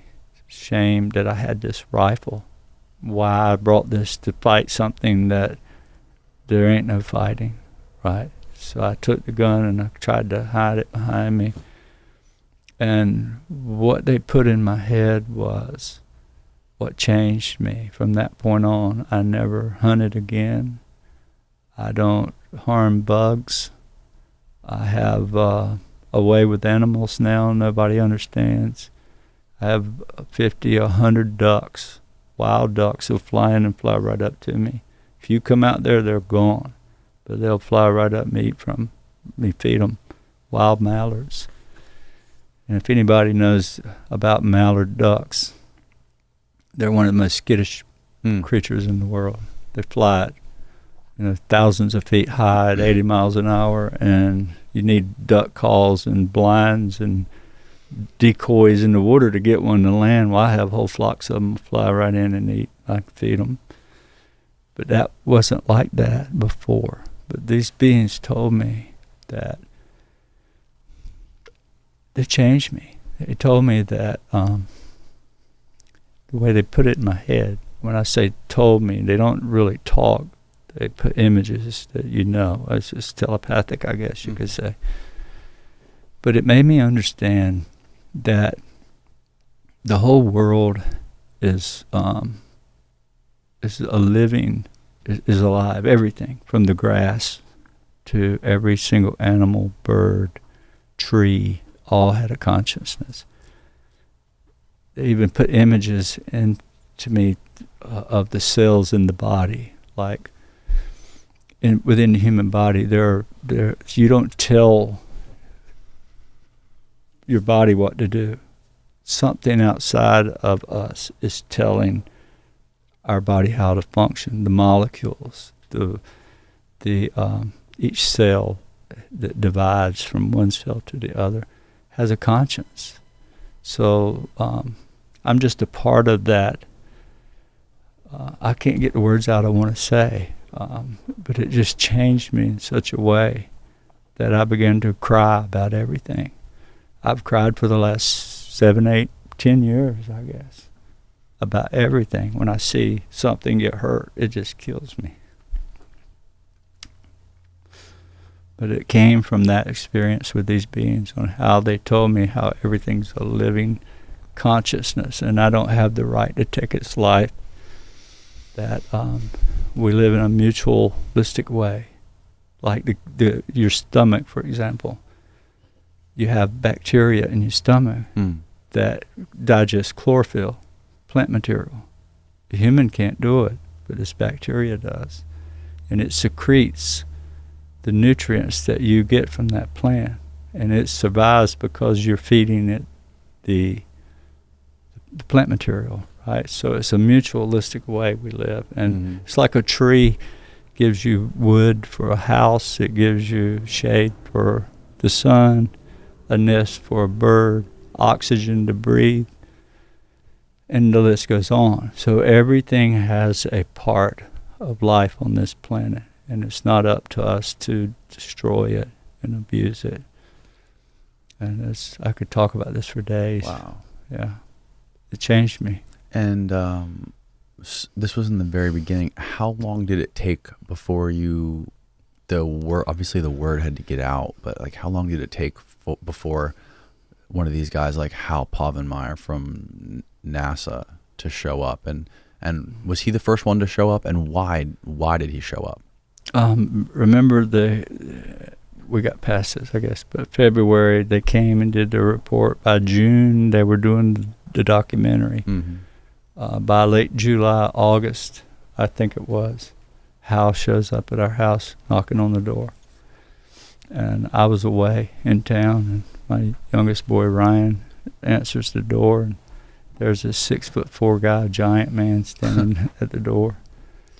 Yeah, it was just Ryan and I, and he came and he was like, "Is Chris Bledsoe here?" We're like, no. Who are you?" No calls, no letters, just showed up unannounced. He drove all the way from Florida, Cape Canaveral, just on a whim, and knocked on the door. It's 2.5 hours from here. Yeah, it was 13 hours to our house. Right, and right. So he drove, and Ryan calls me, and he flashed some badges, so we let him in, and we just like sat at the dinner table with him until Dad came home. What was he What was he saying to you? What was he asking you? I don't remember everything. I was pretty young, but he was just, Mom came, so we were talking, and she was just asking him questions, and Ryan was probably taking the lead. I don't remember. I was pretty shy. But what he did is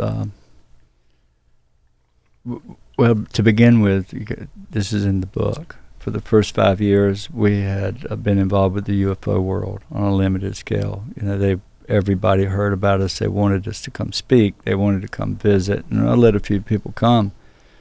And the Men in Black was a big thing back then.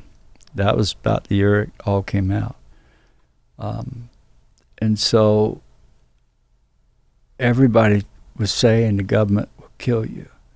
Don't speak to this one. If you see somebody from the government, don't speak. They put the fear of the government in my whole family. And so who was they? The people associated with MUFON. The people associated with MUFON, which was is telling you the that. UFO world, basically. So once that show came out, it brought everybody that's involved in the UFO world, knocking on my door, bringing groups of 10, 15, 20 people sometimes. And they would come. I'm not saying it was MUFON, it's people associated with them, the UFO world. So they were all about the Men in Black. They're going to kill you. They're going to kill you. So when the government house shows up at the house, automatically it was fear.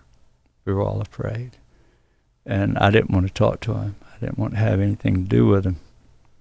And for the first few months, I would never give him any information. But yet he took to my children, and he loved this one more than anything. He came to my college graduation, birthday parties, recitals. Wow. He would drive all the way to be a part of our family. Yeah, he was always there. And you know what he told me? He said, "Chris," and when he died, he'd been at NASA, still holding security clearances for 60 years. That's how long he's been there. He worked with Werner von Braun before it was NASA. He took his astrophysics, his degree in astronomy and astrophysics from J. Allen Hynek at Ohio State University. He was like 15 when he graduated college. Hal's a genius, yeah. Freaking genius he was. And so... why was he interested in this? Why was he interested in you? Because they knew what I was saying. The word, the triangle on the chest of the being, that was a big thing. The little child with a triangle. The lady was 2012. That happened later, but that even brought more people. But it was, they knew the phenomenon was real. They've known it. Don't listen to them on TV. I mean, they say, we don't know, we don't have anything. Yes, they do. They all know. Was this personal for him? Or was this was business? This was part of NASA sent him. This wasn't just him, like a side hobby. Well, no, I wouldn't say NASA sent him, because he would always tell us not to say that. Oh, okay. Because he wasn't supposed to He be was very selective with what he would say. there. Yeah, What kind of questions was he asking you? everything you can imagine. He would ask each member of the family the same questions separately to see if they would line up. And he did this for years and years, and one day decided he couldn't debunk it, and just decided he loved us. And that's when we started, gaining like a friendly relationship with him, and he like integrated into our family. Yeah.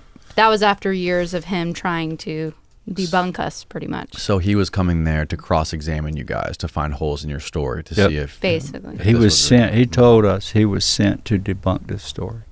That's what he told us.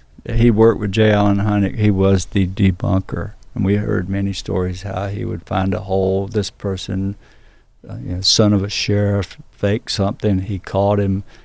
That's what he did. And but he also would come and stay days while we weren't there. Didn't know he was in town. He would be at the newspaper. He'd be on every house on the street where this phenomenon first appeared to us in 2007. He investigated every house within a mile or two of that place.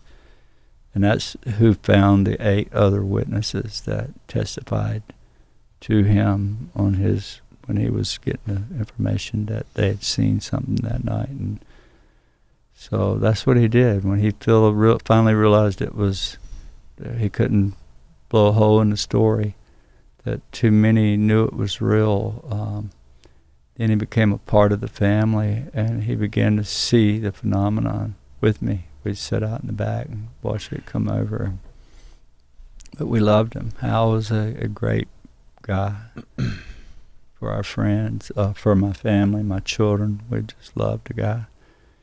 And he was coming to our house Thanksgiving of 2020, wasn't it? 2019, he was coming. 2019. Yeah, and we were expecting him on Friday for the Thanksgiving that weekend, and he fell in his bathroom and hit his head and went in a coma. Oh, no. Who is this guy? Go ahead. That's Colonel John Alexander. The Men Who Stare at Goats, John That- Alexander? That's him. That one, yep. That's John. You see our. Can you zoom in on it a little bit? Mm-hmm. You see my hat there? I've got a whole box of those. John wears one too. CIA. So, okay, explain this story. How did you meet John Alexander, and what was your relationship with him? Well, John starts off the first chapter of the book, and This guy's like a legendary military general, right? yeah, he's a colonel. Colonel, yeah. Yeah, What do they call him? Dr. Death? yeah. That's his name. Yeah. He was an assassin in the military. And he's Isn't his PhD in like death? near-death studies from Harvard, I think. Is he still alive? Yeah, yeah. I talked to him this week.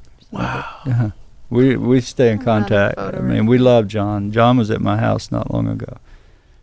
In fact, we're going to spend that. Oh, wow. That's Joe McMoneagle, CIA spy #1, remote viewer #1. That's 001. 001. That's Yeah. him. Joe McMoneagle. He's a legend. That's at the Monroe Institute, by the way, Yeah. which we love to be. how were you introduced to him, and what was his interest in you? John, it was 2015, I think. This lady by the name of Pam Nance. She's a research scientist for the government, and her home base is Wake Forest University. So Pam calls me. I was introduced to her by somebody, and then I called her back. Long story short, she says, Chris, I'm researching the paranormal. Me and my assistant, Ashley. She said, we're researching the paranormal. And I just got to tell you, she said, I've been on Pilot Mountain in North Carolina. She lived from Winston-Salem. Works at Wake Forest right there in Winston-Salem, right? So she said, I was on Pilot Mountain, or Mount Pilot, like the Andy Griffin show, Mount Pilot, right? She has a cabin near there, her home place from way back. And she said that she and Ashley would hike up on Pilot Mountain and sit under the stars and turn on this voice box. They call it a spirit box. I'd never heard of such. But it's a little device about like the size of a cell phone that has this awful noise that comes out of it. It sounds like static. Static, yeah, white noise. But it's ticking, tick, tick, tick, tick, tick, like so. And what it's doing is scanning millions of frequencies. And these investigators believe that, and I know now, that disembodied spirits or voices can come through that thing. So she said she was on Pilot Mountain, and she would ask it questions, and it kept saying, Chris, UFO, Chris, UFO.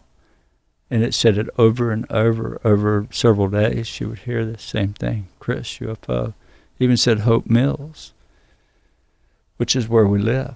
So she gets on the phone with MUFON and finds out who is Chris in the UFO. Well, they gave her my number right away.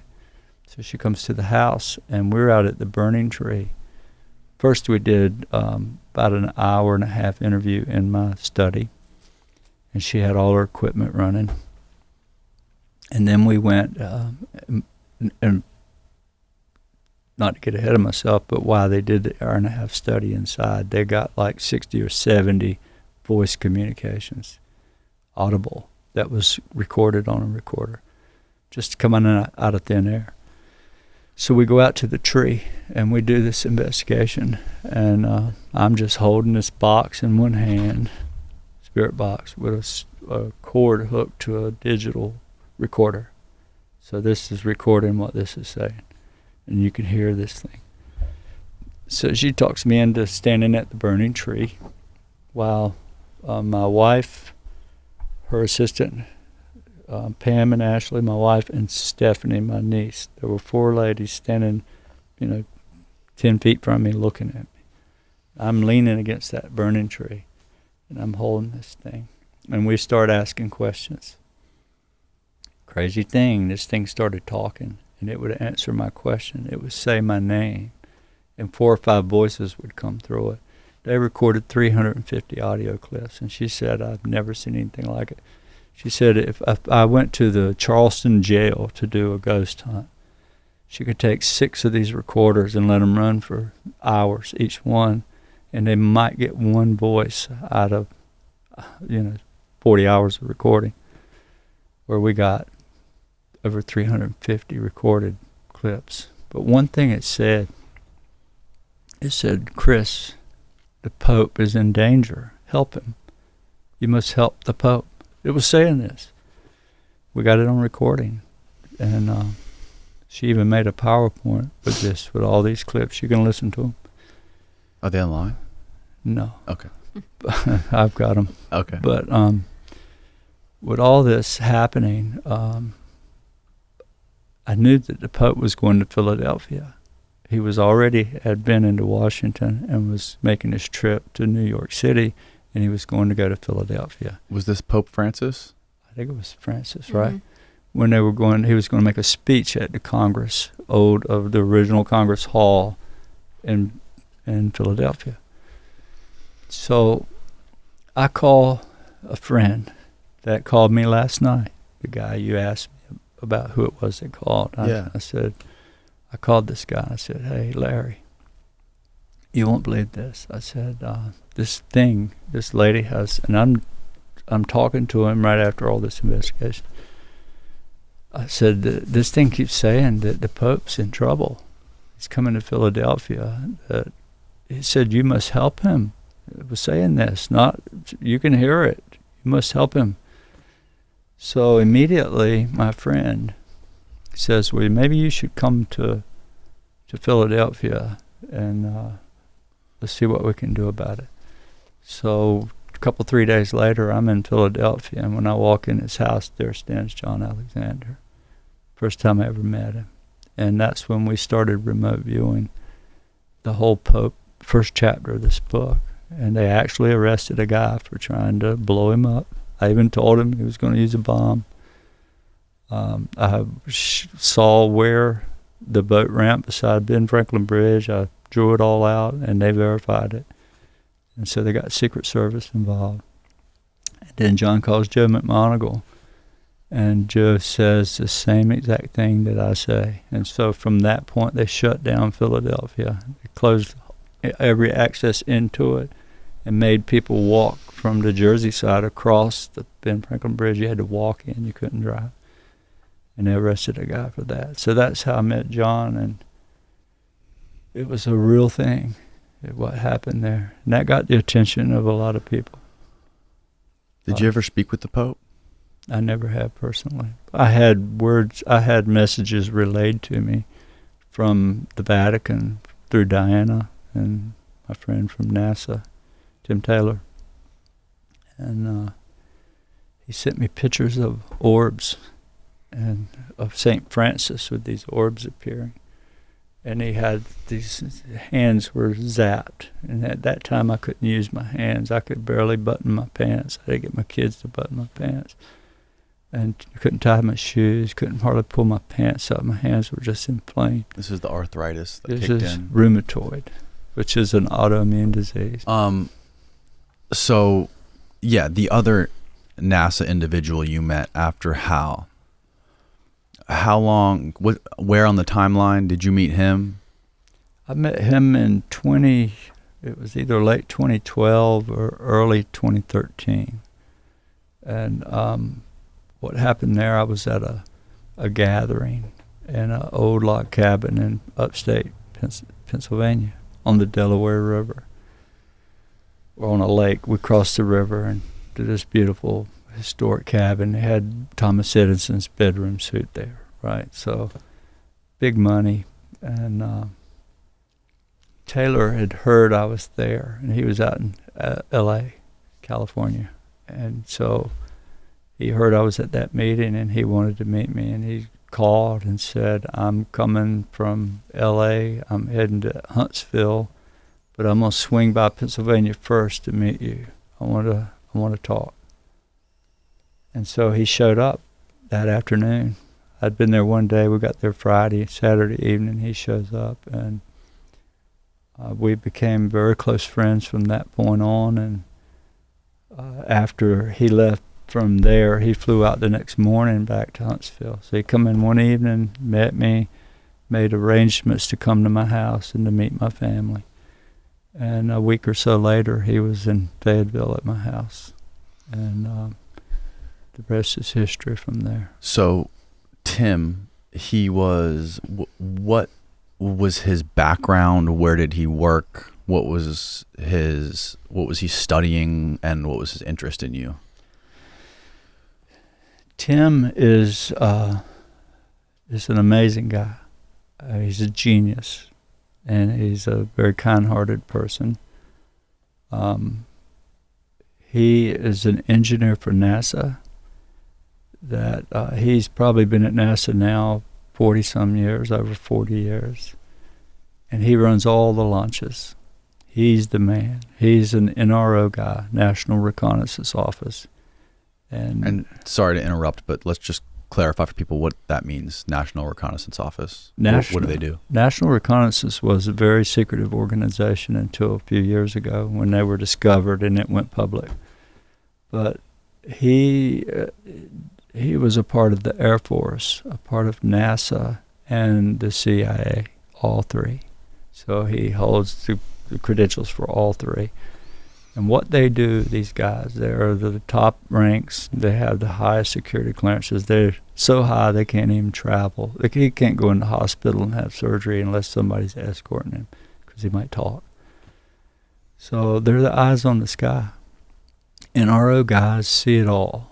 They have, if there's anything flying in our space, there's a select few of those guys that get to see it. I mean, it's compartmentalized down to just a handful. So they own all the satellites, all the spy planes.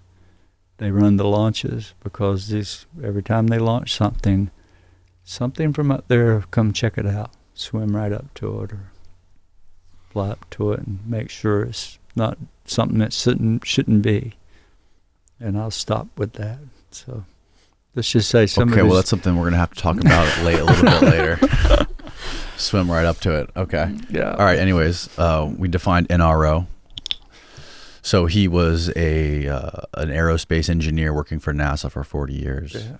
And 40 years now, probably. He was there 30 years when I met him. And what did he say to you? What kind of things was he asking you when you guys first met? He was the kindest person, understanding, somebody I liked. He never doubted me. One of the worst things to do with this subject, and everybody feels it, a new person on the block is so afraid to tell anybody because of the way you're going to be perceived. You're crazy, right? Right. He was never like that. He was, and what really was the difference, and I'm sitting here with a lead scientist from NASA, one of the top guys from NASA. He runs the launches. He runs the launches. He runs them all. This guy. He's in charge. He's the dragon. He has a dragon tattoo on his arm. His console is called Dragon Console. I had the number to his Dragon Console? Yeah. His console is named the Dragon, which is his space in mission control, where he stands and runs the launch. He's the Dragon. Oh, wow. Yeah. And so to have that kind of person questioning me about what they look like, not, are you sure you saw this?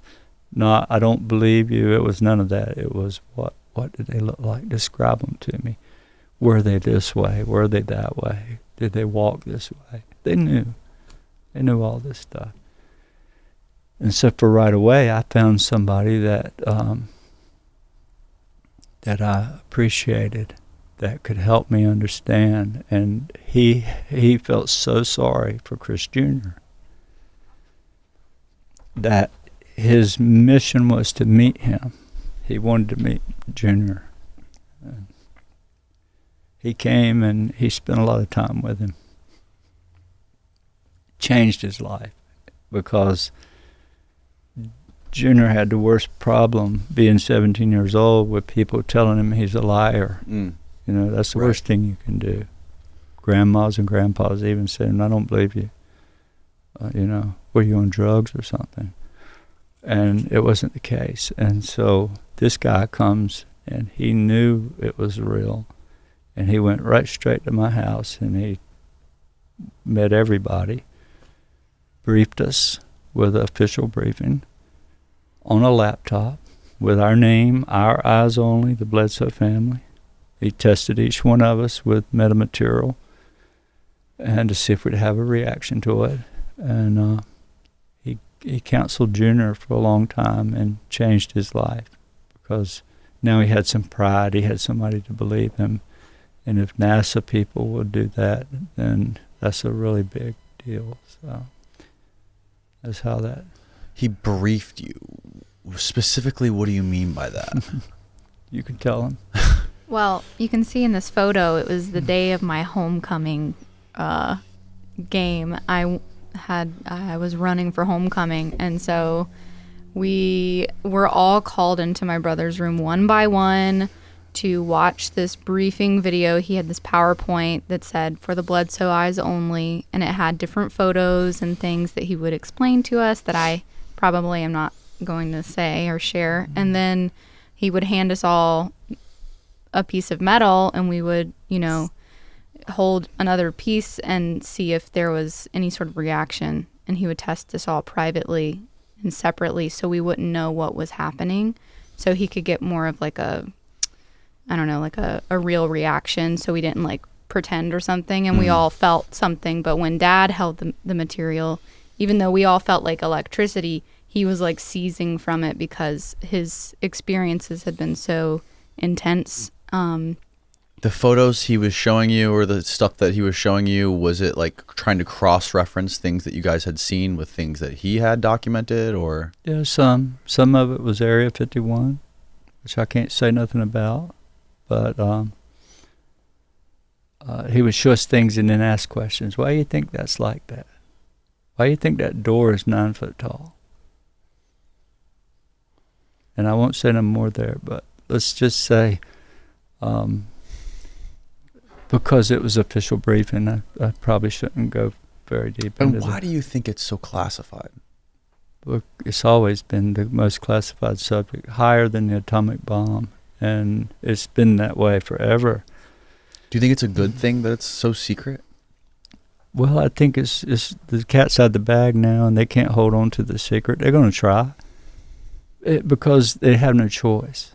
So there's nobody at NASA qualified to walk up in front of the television and say this is this and that, because it takes an act of Congress to change their whole mechanics before they can do that. So these organizations can't tell it, and they're not going to. Congress is up there wanting them to, trying to demand them, but their protocol says no. So it takes a whole lot of politics to maneuver around to get the Air Force to ever open up about anything. It's its own entity, basically. And for technology and for state security, national security, that's why the government's not open about it. They don't want to talk about it because it's technology involved with this stuff is incredible, and they're not about to give it away to just anybody. So, explain what happened again when he handed you this piece of material. Well, he handed me, I was the last person in the room. So imagine my wife and 4 children, and Jenny. I wasn't in the room when you held it, but go ahead. But most everybody was Yeah. in there. They were sitting on a bed or Ryan had a couch in his room. But when I walked in the room, everybody was watching me and quiet. They couldn't say a word. And up on top of the dresser, the dresser is tall, not the Nightstand. not nightstand, but the dresser. He had the laptop sitting up there, so I'm looking up at it. And he goes through the whole briefing, watching his PowerPoint and asking questions. And then he goes over to the chair and picks up a backpack, reaches in it, and he pulls out this little piece of metal. It's about a 1/2 inch square, size of a postage stamp, thin. And he put it in my hand, and it just looked like a square of gray metal. He said, "What do you think of that?" I said, "Looks like aluminum." I don't know. I didn't know what it was.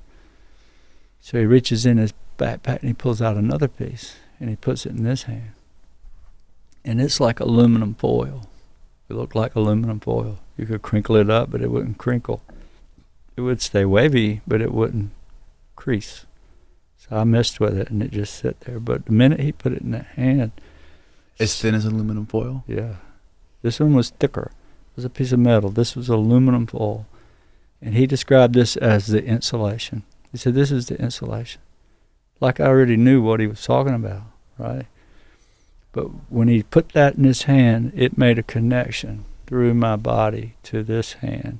And my arms began to thump like that. And suddenly my eyes just started to black out, and he reached in my hand and took it out.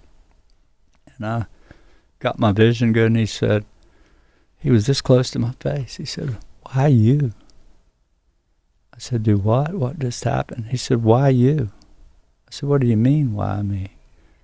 He said, "I would have known you were lying if you hadn't had a reaction." And he said, "I've never seen a reaction like this." He said, "I've only ever seen 2. But yours was by and far different than anybody's." why you? I never understood what he meant by why you, but he said it 3 or 4 times. And from that point on, we become friends and done some traveling together. And I ended up with him. Where is this? It's at Cape Canaveral. That building right there, that door, is very famous at NASA. That is the astronaut crew quarter. And that building was built in I think in the 50s. So or 60s, when they put the first rocket into space, when an astronaut rides that rocket, they have to be in quarantine for like 6 weeks, I think, so they don't get a cold. And the doctors, so they have a crew quarters that have bedrooms in there, and a conference room and bathrooms and a doctor's office. And when they go in there, they live for weeks with their wife and children, and the same house den mother that arranges food. And so there's a lot more pictures of inside that place. But he told me that, in fact, when we walked in the front door of it, the den mother come up and said, who are you? I said, I'm his friend. He said, how'd he get in here? Who'd you point to? Your whose friend? Tim. Oh. It was me and Tim walked in there, and she said, who are you? I said, I'm his friend. She said, well, there's only 300 people ever been in this building. And that's only one U.S. president, no Congress, nobody. Just 300 since its existence. That's including all the astronauts and the family members. In other words, she was asking why I was going into a place with such security. And I couldn't answer it. But I enjoyed the tour. I got to sit where John Glenn sat, or all of them. Got to hang out in the whole place, and got to sit where they put their suits on, and then they filmed me coming out the door. That door is where all the astronauts would walk out holding their gear with the suits on. They would walk out that door and get in an Airstream camper van, a gas-powered one, and they would be transported from that door to the rocket before they took off. So that's a really famous photo op there. So they treated me like royal. And I'll give you a secret he told me. He said, your life will never be the same when you leave from this place. It'll change you. I said, what do you mean by that? He said, well, every time these astronauts went to space, something come back with them. And it's here. It's still here. Something comes back with them? Yeah. It's invisible, but it becomes visible every now and then. They see orbs all over the place there. Sure do. At the launch site, they see orbs. And pictures of them. What comes back with them? I don't know. I know it heightened everything happening with me. My experience with the phenomenon grew greater. Understanding of it grew. It's the spirit. There's a lot of misunderstanding about these orbs and aliens. They maybe it's technology, maybe, but to me it's more like a spirit. They're like spirits, like ghosts, but they can come full physical. Did he ever clarify what he meant by why you? Nope. He never did. He's a secretive guy. I mean, he's like a ghost, Tim is. That's why Diana wrote her book. She didn't put his name in there. Oh, yeah, he was Tyler D. Yeah. in American Cosmic. Yeah. But, that was then. Now the subject is, he probably don't like me talking about him, but that's okay. It's part of my life, and I'm sorry. You're a good friend of mine, Tim. He never clarified anything about like them trying to learn more about it, and like them being interested, and like why were they interested, or why did they make themselves so visible to you and not other people? Yeah, we went over that a lot, And you said there was 2 other people that experienced the same thing you experienced with the metals. He didn't tell me who. He just Didn't tell said, you I've who. seen 2 other, in my life, I'd seen 2 other reactions, but nothing like yours. I remember something from your book. I don't remember in what it was in reference to, but I remember you mentioned a conversation that you had with him when you were at Cape Canaveral, and he said something like they weren't interested in anyone else. Like we know about them, but they're not interested. They don't care about us. Right. Okay. So when he first came, remember, we were afraid of government people. We were still had Hal there, and I was still petrified about this guy. So I asked him, remember, we were afraid of the government. So I was being tight-lipped, and I said, why are you here? Thank you for helping my children. Thank you for helping Junior. But why are you here? Why do you need me? Why does the government need me? Because I was still worried about the government, right? Everybody's talking that they're going to kill you. People have died, and I heard all this, but that hadn't been my feeling. Everybody I'd met had been really nice people. He said, because we see them. He said, we see them, but they don't want nothing to do with us. Zero. And we want to study them. We want to know more. And we would like to study you. And we would suggest you don't go to any UFO events, don't go to any conferences, don't get involved, because people that go to those tend to take on each other's stories. You get somebody that sees a light fly by during the car and an orb goes over. Suddenly they involved with names. They're from the Galactic Federation. They were the Pleiadians. They were the Arcturians. They did this. They did that. They know everything about when they only saw a light. This happens in the UFO world, and a lot of those things people tend to know more than the experts do. You know what I'm saying? Yeah. So he said, we see them, but they have nothing to do with us, and we'd like to know why they want you. We know they like you. We know that. And we just want to investigate something. So that's how that happened. Do you have any idea the answer to that question? Why do they like you? Why do they want to communicate with you and not with anybody else? I have no idea. I've asked that to 100 times. And Hal Povenmire told me one day, and he was always very tight-lipped too, Hal was. He would ask a million questions and tell you one answer, right? That's the way he always was. And I'm like, Hal, why are they here? Why did they want me? Why are they around me like this all the time? He said, because of your family. That's what he told me. He said, they're probably your family. What that means, I don't know. And I'll tell you something else Hal told me. Serious as all get out. Was Hal mapped the moon. He wrote the book on occultation grazing. I don't know how you say that word, occultation grazing. Mm-hmm. In other words, he wrote many books on the moon. Okay. So he mapped the moon. He mapped the landing spot for the Apollo mission. He said, you got to land here. And he drew out the coordinates. That's what Hal did. He studied the moon more than anybody in the world. He's the expert on the moon. So we were talking one night, out watching the stars, and I'm like, Hal, I said, is there really something on the backside of the moon? He looked at me and he said, there are buildings up there, big ones, and we didn't build them. And they're ancient. Ancient. So help me, that's what he told me. And I didn't ask any more questions, but he wouldn't answer. But he told me that. He said, there are structures up there that we did not build, and they're very old. Whoa. This is coming from the world's expert on the moon.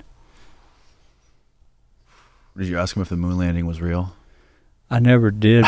But he says it was. Yeah. So I believed him. Wow. He had his technology is still on the moon that he put up there.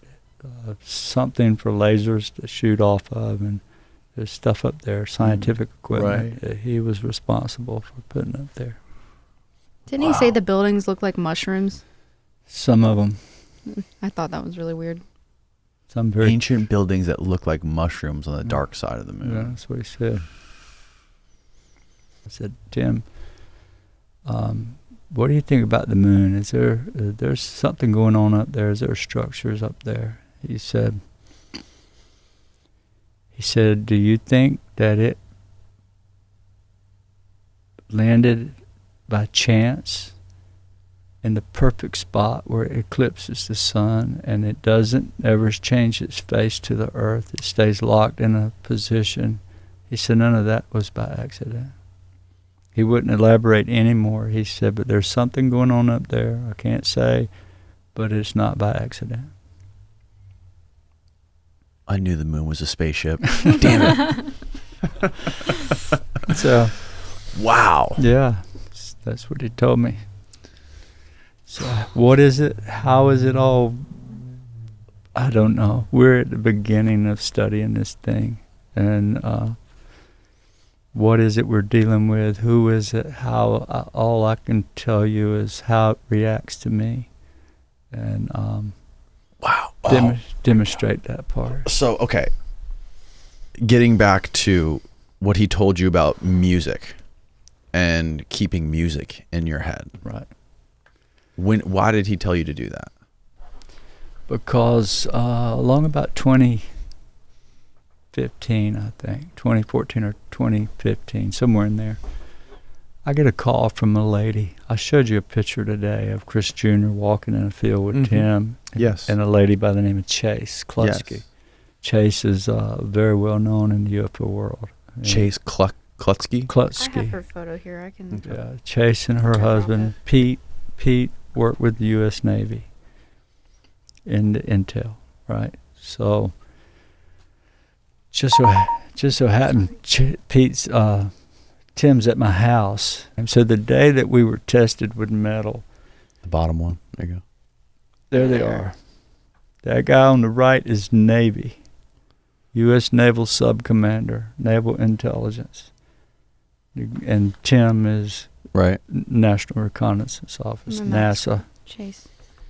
Yvonne, my wife, and of course Emily. And this was the 10th grade, right? 11th grade. 11th He grade. told them if they wanted to visit, they had to come to my game. So they all came and watched me. So, yeah.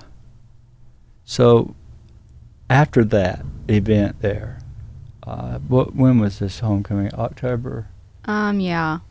It would have been like September, October of 2013.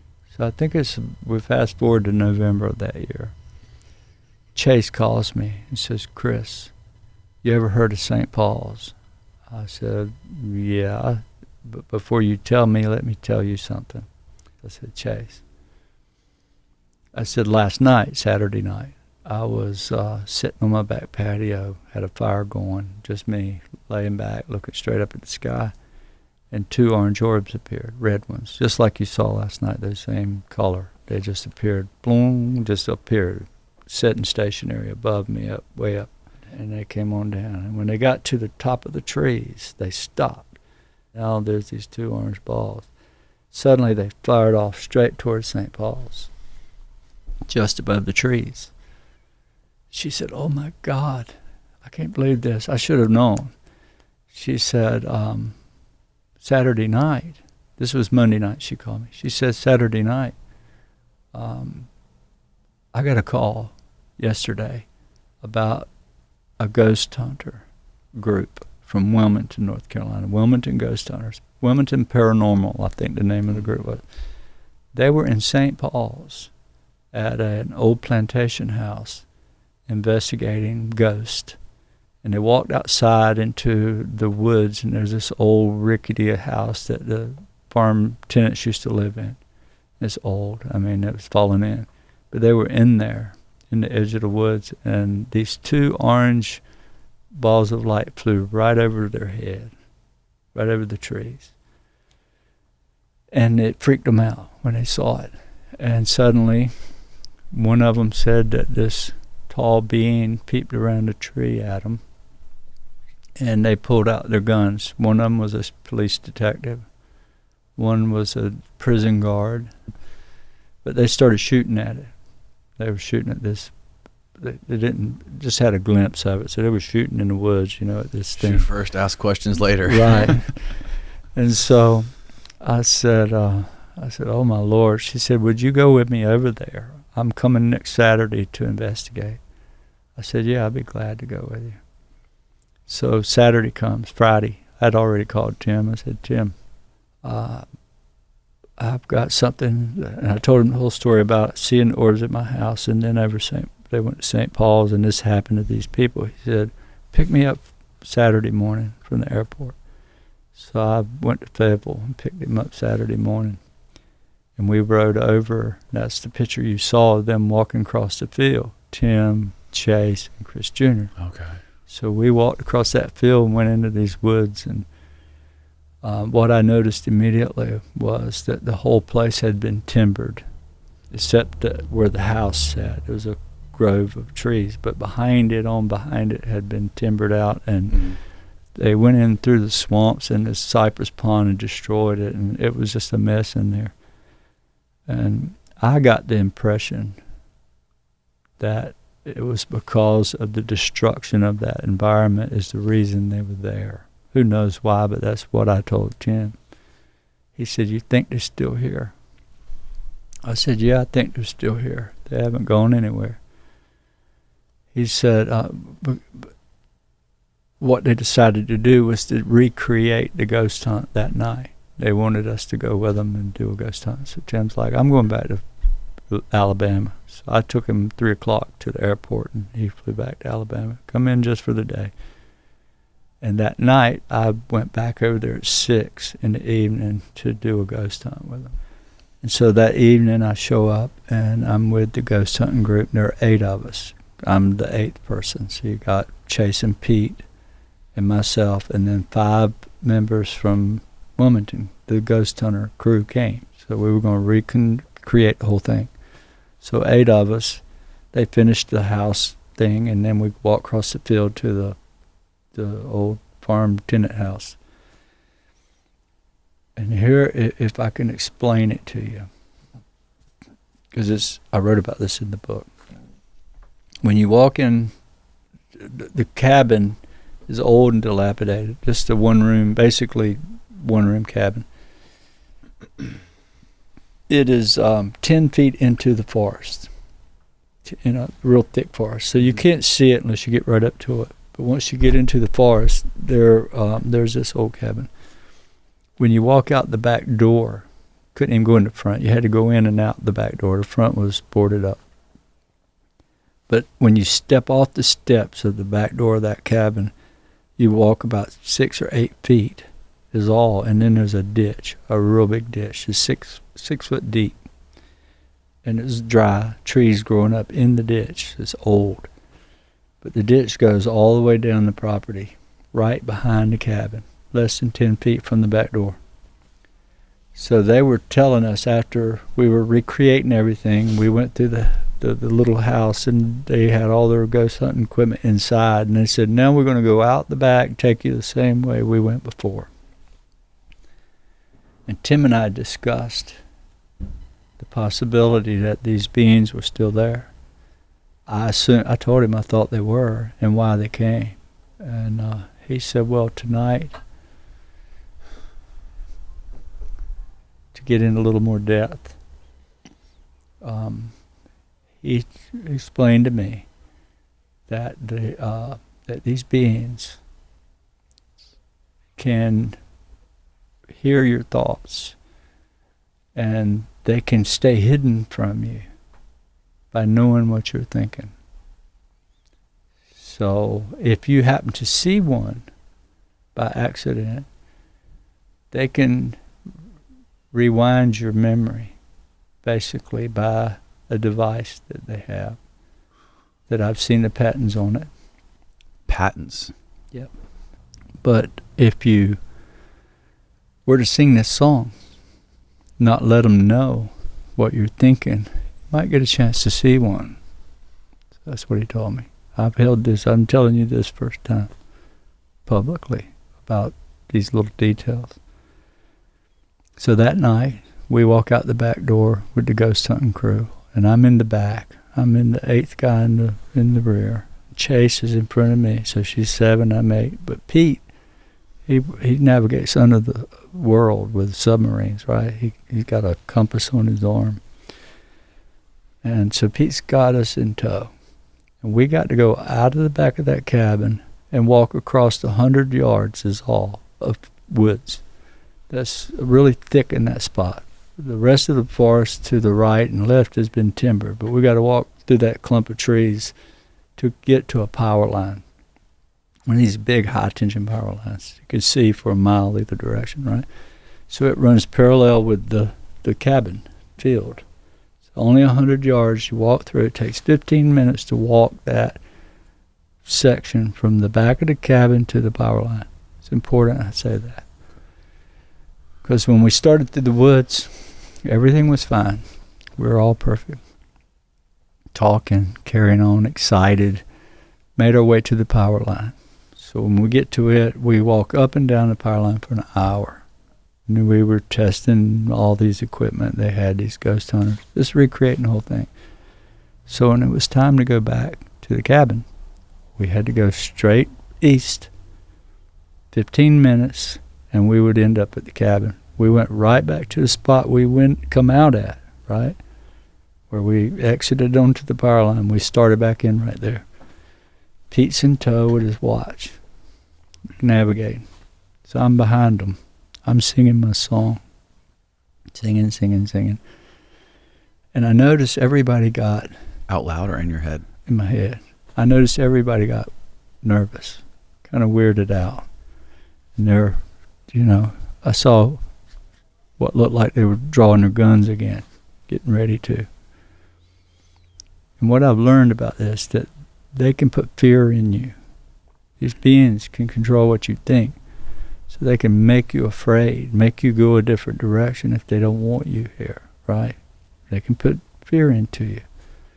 I'm just repeating what I was told. We're starting in 15 minutes across. Pete's leading the way. I saw him get nervous, and that's when I started singing. Suddenly I saw this green orb, looked like eyes, peep around the tree. I tapped Chase on the back and pointed at it. She saw it immediately with me. Next thing I know, Pete is right at the ditch. So when we walked through that ditch, nobody else saw this, just Chase and I saw it, right? She remembers it. But when we crossed that ditch, we had 10 feet to walk. I mean, you could see, it was from here to that wall. It's the cabin, right? But when we got to the ditch and we walked in that ditch, when we come out the other side of the ditch, we stepped back out on the power line. And that freaked everyone out. It freaked Pete out. He's like, what just happened? He's a submarine commander, navigates under the ocean. It blew him away what had just happened. I knew what had happened. So you basically stepped out exactly where you started? Yep, we pulled an east heading for 15 minutes. We got to the ditch. We walked in the ditch and out onto the power line. And there's no ditch on the power line side. So what happened? They couldn't figure it out. But I saw the being. And I knew right then we were missing time. What they did is they wiped our mind on the trip across. So I didn't tell them that. Because once we got to the cabin again, we went back across, went in the ditch, and come back out the cabin. So we made 2 trips across that power line, from the power line to that building. So Monday comes along, Chase calls me, Chris, you'll never believe this. I said, yeah, I will, Chase, we lost 15 minutes, didn't we? She said, no, we lost 12 minutes. And they recorded it. They had helmet cams on. They had all these stopwatches. And they know that we lost 12 minutes of time with that group of people that night. And Tim was there? Tim was there that day. Oh, the day. That was the night after he left. Yeah. And they'll tell the story. The same group of people. Chase tells it. She tells about missing time with me. That's not the only group that's done that. This happened with several. Okay, so fast forward to when you were going through the security doors at Cape Canaveral at NASA. There was a black glass building that you pass. It was like a hut, like a guard shack. A guard shack. Right beside this fence. You got mission control and a fence around it. Mhm. You got fences within fences. But Right. when you get to the main building where the launch is going on, Right. they had razor wire and a barbed wire fence, Mm-hmm. about 10 foot high all the way around that thing, with guards standing there with machine guns. And to go through that gate, you got to walk by this guard shack. And it's about 8 by 8 black. The middle's black and the windows are black. You can't see in it at all. But it was like when you walk by that building, they can read your thoughts. Never told me who they or what they or how they. He just said they can read your thoughts, so just sing a song. And that's where I first heard about it. This was before the ghost hunting trip. So I already knew about it. He just told me to do it again when I was on the... This was before the ghost hunting trip. Yeah. What was in the building that could read your thoughts? I've had that question ever since. I have no clue. This is the kind of way these guys will communicate. They give you a little bit, is it a lie? Or are they throwing me off on a wrong course? But they didn't, it seemed pretty real, what he was telling me. So once you got into the building, the launch control center where Tim goes, Right. What did he show you in there? The specific room? Did he show you specifically where he is and Yeah. what he does and what he works on when he's there? Yeah. So if you can imagine, mission control is basically a square. It looks like a square. It looks like one of those construction site trailers you would bring on a job, but bigger. It's square. And there's a hallway right down the middle and glass on either side. So you got this hallway with glass, big, long hallway with glass. And if you look to the right is NASA scientist controlling the launch. So you got all these 50 people or however many's in there standing or sitting at each console, like you see on TV, same thing. On the left side is an exact duplicate of the right, but the left side's all Air Force. So the Air Force is involved big time with NASA. That's part of the NRO thing, I think. Right. So there are all these cadets, all these young soldiers are there learning to control launches. Mm-hmm. And I got to meet the general there. She came out in the hallway and spoke to me. And I was even told how to address her before I got to meet her, and which I did, and that was pretty cool. But there's a room that's a closed-off room only Tim goes into. How big is the room? I didn't get to go into it, okay. but I saw it where it was, and he explained to me that was his office. And in that office, once the launch goes off, he has to stand in his control. When that rocket leaves and everything looks good, he goes into that room, and it's for his eyes only, and the other guys in the NRO that are involved in other ways. In other words, when that rocket leaves the ground, they have ground-based cameras that looks like giant binoculars that you sit in, and they can swivel and film this rocket, right? Mm-hmm. But once it gets up so high, it gets gaseous, and they can't see the detail. Mm. And they want to know every angle of that thing. They want to see every bit they can see in case something goes wrong. They know how to fix it, right? And it's how they found that O-ring that leaked and caused the explosion with the shuttle. Remember when it blew up? They could see. Challenger? Yeah, they could see the fuel coming out where the O-ring was stretched. But when that rocket gets to 50,000 feet, they have what's called a WB-57, which is a really big, it's like an old U-2 spy plane, huge wings, and it just hovers up there about 50,000 feet. A group of guys, NRO, and they intercept the rocket. So when it's going up, and starts going over that rock. That WV-57 is right behind it, filming it, because the ground-based cameras don't have clear now. This airplane has it. When it gets on up there about 100,000 feet, they have, you could see the picture of the 104 Starfighter. That's it right there. That thing can fly right on up to about 100,000 feet following that rocket. That can. And they chase it, keeping a film on it, a camera on it the whole time. And the rocket's going so fast, it'll outrun it, right? And it loses sight. And then comes the satellite cameras, pick it up. And when Tim goes into that door, his eyes are on every stage of that camera as it's going up. And so he sees, if anything from somewhere else up gets nosy and goes up and takes a look, or even shoots it down, because it's happened before. They've gotten shot down. I've seen one. You saw one get shot down? I saw the video. Sure did. Is this one that we all know about? Some people do. You won't find it. It's been scrubbed, but... And what was it shot down by? The video I saw was, you can see I get a little nervous here. It was a rocket. This thing was going 15,000 miles an hour. And when it arcs over, they don't go straight up. They go up a ways and then they go over, and they fly out gradually, climbing up as they go around the world. They don't leave it.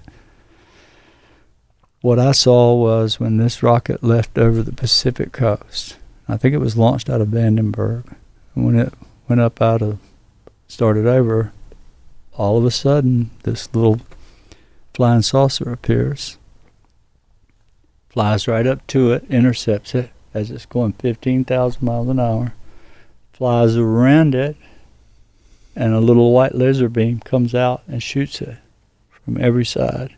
As it's going around it at 15,000 miles an hour, suddenly the whole rocket malfunctions, doesn't blow up, just quits and tumbles out to the sea. I saw that. What was on this rocket? That's what I asked him. He said, why do you think they did that? I said, do you have weapons on there? And he wouldn't answer that. He said, well, it might have been a mock warhead, but it wasn't live. Unmanned? Yeah. So I saw it with my own eye. So that rocket, that one out of Vandenberg is known. It's known. There's people that have seen it before. I think I've heard vague stories told about that before. Yep. It's real. I've seen it. Have you ever heard or spoke to Gary about the research he's been doing on, and the brain scans he's been doing with people that have experienced the phenomenon, where he's noticed a certain part of the human brain, I think it's the caudate putamen, or in the basal ganglia, that is it's extremely dense with neurons. It's different. Yeah. Yeah. I'm surprised he spoke about that, because that's been kind of secret for a long time. Mm. That, yeah. Well, they study my brain. They're going to start studying hers this year. Emily's. Oh, really? Yeah. Are you allowed to talk about that? Well, I can't say no more, but we're just going to say, yeah. So what do they do? What's going on here in this photo? That I write about in the last chapter of the book. That's at the Monroe Institute. That whole deal was created basically around me. That whole week we were there. Yeah. They wanted to get me up there and see if we could film the phenomenon. 'Cause it's never been done, right? Nobody's never walked out and had it come and they film it like that. So if they get a video, it's by accident. But we were going to do it intentionally. And so they invited Emily and I and some other people, friends of ours, that came. And the rest of the group was, while they were dining or having fun, I'm in the lab being wired up, right? Like a lab rat. Yeah, and so when we go out at night, we had orbs appear, and they'd never seen anything like it. They got sensors sitting on tops of the mountains, random generators and all, and they were going off, and the orbs were appear. And there is an orb that we filmed.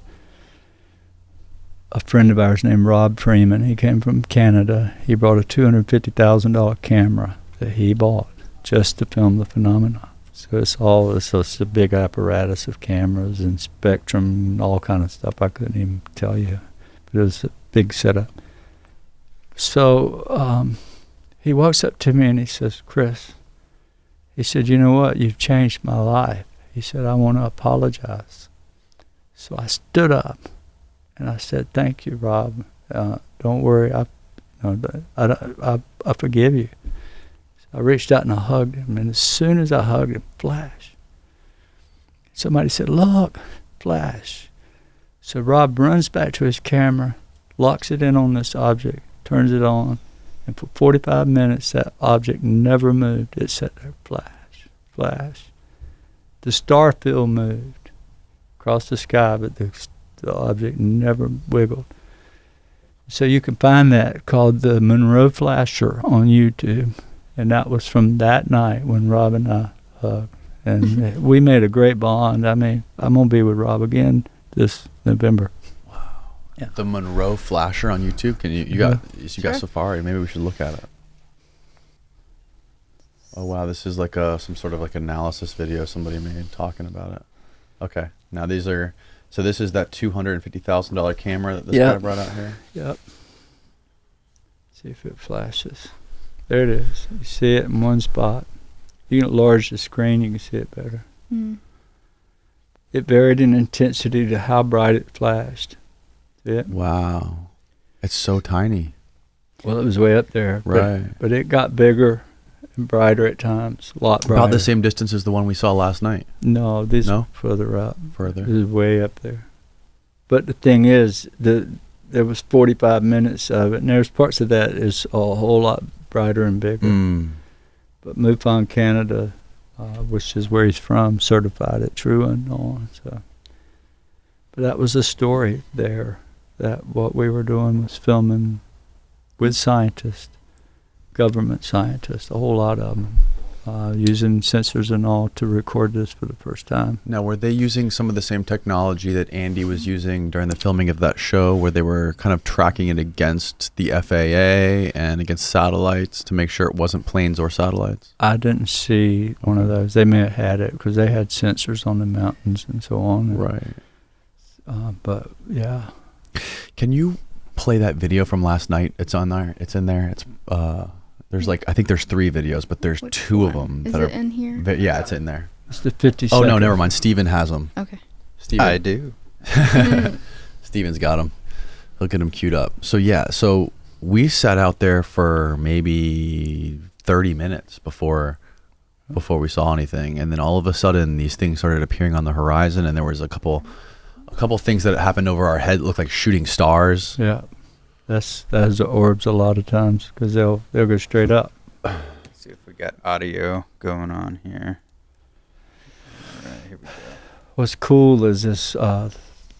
There's the surf. You can see. Yeah. Oh, it's the contrast is like crazy. It's like darkened on the screen. Yeah. You can see the horizon. Okay, there you go. So the planes were far above this. This was very, very low on the horizon, and you can see the planes there was airplanes above it. Find the one that's the longest one, the 50-second one. That one has 2 in it. There are 2 orbs in that one. Right. And the first one's right on the water. In fact, I don't doubt that it didn't come from the water.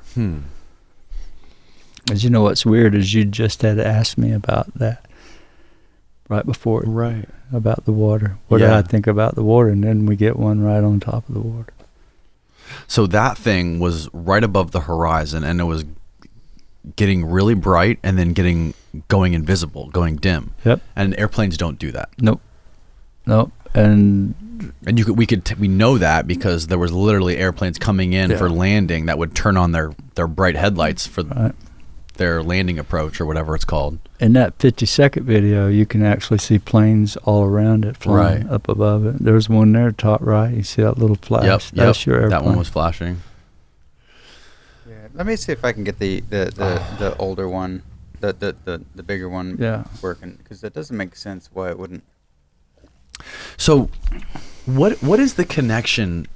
Do you think you talk a lot about in your book this sort of which it got me wrapped up in this Ed Casey thing with the healing power.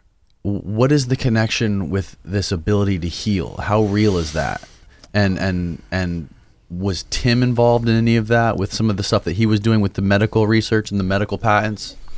Well, yeah, in a way. How that came about was in 2013, Easter again. 1 year later, remember 2012 on Easter, I had the lady experience, right? Mm-hmm. She came and told me about the red star, or the star of Regulus, and granted me the ability to record this stuff. She did it. It came straight from her, 2012. Well, 2013, she comes back. This time, she takes me, these beings take me. Somehow, I'm transported from my home up through the top of my house. I saw the rafters. I went and was pulled up into a ball of light. Next thing I know, we're touching down from this orb and walk out of it into this desert environment, looked like Utah. I've been obsessed for 5 years with Utah. More than that. Now my kids know this. Okay, so here's the video. You got it pulled up, Steve? Yeah, it doesn't play on the computer, but it does play on Dropbox. So here we go. Okay, so you see that's a plane that's on the top an left. Airplane, 2 planes. Now that thing comes right out of the water. Yeah, right up out of the ocean. Those are planes around it. Now it's going to disappear, but if you'll look to the right of it here in a second, there's a second one right close to it that appears. There it comes. Now it's going to appear. That thing goes down, disappears, and then that one. Yeah. What? That it gets real bright. Yeah. Those are your orbs. And see these planes right above it? They can see that. That's why they're so elusive. There's 3 planes, 4 planes in the picture, and then you got this one orb. And then I think it goes out again, right? Yep. Yeah. It just disappeared. But I don't know how you can explain that away with logic. You can't. You can't. And if maybe tonight we go out sky watching again. Yeah. Maybe I'm just hoping something comes much closer, like real close. Well, we were right on Indian Rocks Beach in front of a lot of really bright buildings and condos, and there was lots of airplanes. So yeah. We were on the main flight path. Right. But it's pretty amazing for that to show up with all of that around. Yeah. I knew it was a hamper, though, because all these planes around. Now, what do the most hardcore skeptics say about these things? How do they try to explain these things? Well, there are hardly no skeptics anymore. I don't really have that issue. Okay.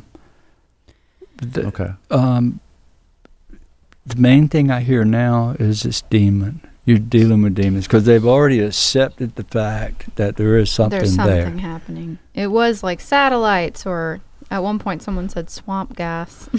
Ball lightning, all this like ball lightning. Stuff. Yeah. Right. But now it's like, there maybe is something happening, but it's evil. Yeah, it's got to be evil. It's got to be a demon. Right? There are videos on YouTube you can watch about ball lightning where people show these balls in their house, these light that explode. They show up and they float around and they explode away. But in your situations, there was no thunderstorms. There was no lightning. Mm-mm.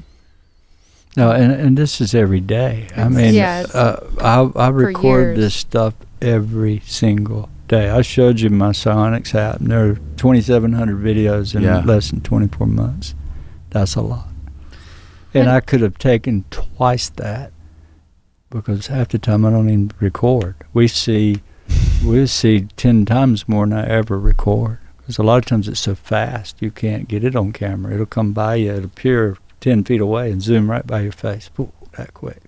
Happens with crowds of 20, 30, 70 people. I've had it appear around and 20 feet away. And it happens at significant moments. So it's like, why would ball lightning respond to specific questions, thoughts, emotions? Right. And yeah. So this is a new day. The people now are knowing there's something there. And so the skeptics have mainly gone bye-bye, most of them. Wow. And the ones that are skeptical more would be the scientists, because their paradigm don't allow anything there. Right. In fact, I think between you and I, one reason they don't, that they've hid this so long and don't want to tell it, because it's not the people that would melt down. It's not me and you. It's not Alice in the mobile home park down the street or the average person. They would say, oh boy, wonderful, and then tomorrow they're back grocery shopping. Yeah. But it's the scientific community, it's the academic world that has spent their life in college and teaching people about evolution and all these far old things that they're still teaching. That so far they got to change everything. So half the community that's teaching this would be lost. Where do we go from here? So I think the meltdown would be there more than the average people. Another thing people say about this is that if this was to become accepted within humanity, it would destroy all religion.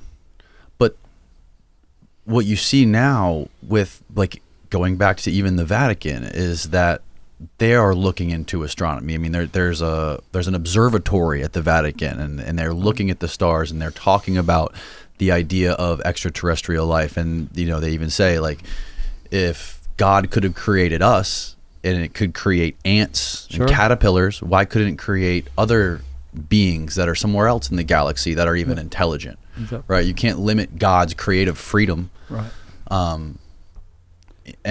And the Vatican is kind of becoming, the religion, it is not counterintuitive. It is not counter to the idea of extraterrestrial life or another sort of multi-dimensional life form or being or entity that lives parallel to us.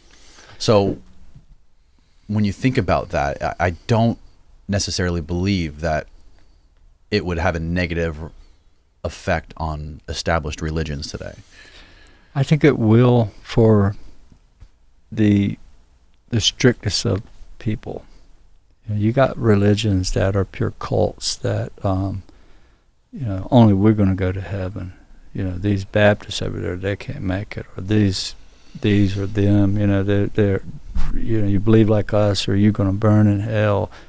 They don't even rationalize when it comes to this stuff. It's just straight by that book, and they'll be the ones that would have the most to deal with, I think, because they don't have room for any deviation of possibilities other than what that book says. Example, in our area, North Carolina, in the mountains, you have these snake charmers, snake handlers, churches that get together and they pull out rattlesnakes, and they're sitting there dancing with rattlesnakes, and about every year 2 or 3 of them fall over dead. But they still believe, because the book says if you believe in Jesus, you can drink poison and you won't die, or you can take up a serpent and he'll bite you and you won't die. But yet they get several a year fall out dead because of it. But they still go right back and do the same thing. And if you brought anything else into their belief spectrum, you're probably going to melt their brain. Didn't you also say that sometimes beings come out of the orbs? Yeah, I have a video of one coming out of an orb. Do we have that? I have it on my phone right here. I don't know how you're going to... I can download it. Is this the same video, Dad? This photo? No. That's not it? No, that's a pretty interesting photo, though, if you want to show that while I find this. Well, I have this one that we showed them yesterday. Oh, is this the one of the person walking through the woods? It is very dark, but Yeah. this person right here you can see is our friend Lori. Yeah. And I wasn't there, but this was in a wooded area behind our old home, so it's a little shady here, but you can see the daylight outside beyond the trees. But this figure here was not anyone in our party. So whenever they looked at the photo later, there was just this fully fledged figure standing in front of Lori, and also this peculiar flash of light appeared right behind her. Right. Turn your airdrop on if you know how there. It's on. I'm going to send you what you're going to see here. This video she's getting now. Okay. Is this the video of the thing coming out of the orb? No, she should be getting it now. Okay. This video, Dad? Yeah, that one. Okay. Now, but let me tell you before you start this what you're going to see. Okay. I write about this in my book. There was a lady by the name of Sharon, very close to me and this family. I met her in a chapter in the book about how this Bible college tried to set me up, and it backfired on them. The whole audience left with me and left them sitting. But one of the ladies there was sick, had kidney cancer, and she had one kidney already removed, and her second kidney was already metastasized with cancer, and her chemo wasn't working. So she was looking at death. And I met her on a Saturday night. It's in the book. There's a lot about it. But Sunday morning or Monday morning, she went in for a scan, and it was gone. Her kidney cancer was gone. And she was healed from it. So a couple years later, she calls me. And we stayed in touch, but she had cancer, had come back in her lungs, and she had stage 4 lung cancer. And she called me, worried. She had to go in for a scan on Monday, this next Monday, and said, "Can I come to your house? Can I come for prayer? I want you to help me." Because word had gotten around about this healing thing, which we bypassed earlier. Oh, yeah, we need to go back. Yeah, so she shows up from 2 hours away on Friday evening or Saturday evening with her about half a dozen friends. There was about 5 or 6 of them in total, all ladies. I had 3 Native American friends. I was born in Robeson County, which is where the Tuscaroras are from North Carolina. The tribe is there. So wonderful people. I was raised with them all my life, and 3 of them actually called me and said, "Can we come by? We want to see the burning tree." I said, "Absolutely, perfect time to come, because I have a lady that's sick and we can all say a prayer for her." So they show up at my house, and Sharon is standing on my left, and her friend, one of them, standing on my right. I'm right between these 2 ladies, and everybody else is meandering around. There's about 8 or 10 people there, more. And you'll hear the natives standing at the burning tree singing their whatever they're singing. It's a chant. And at 31 seconds in the video, you'll see an orb appear 6 foot away, right in front of us. And it's rotating. They're always spinning. And it comes right up to me, 5 or 6 foot from me, and then flashes. When they flash like that is when these beings step out of these orbs. So the being comes out of the orb, and now the orb is inside the being. So you can see this translucent figure with the orb inside. So that's how they come. I've seen them many times do this. And it moves to my left, out of screen, right in front of Sharon. And on Monday morning, all her cancer was gone but one tiny little speck. And she's cancer-free today. How long after again? How long after was it all gone? It was gone. All this masses in her lungs were gone, but one tiny little speck. How many days later? The weekend, that Monday morning. Wow. Yep. Okay. So you'll hear them singing here, and then watch at 31 seconds. It'll flash, but you have to stop it and play with it to see this 6 foot tall, 7 foot tall light being that comes out of that orb. And Okay. I'll try my best. Can't hear it. There you go.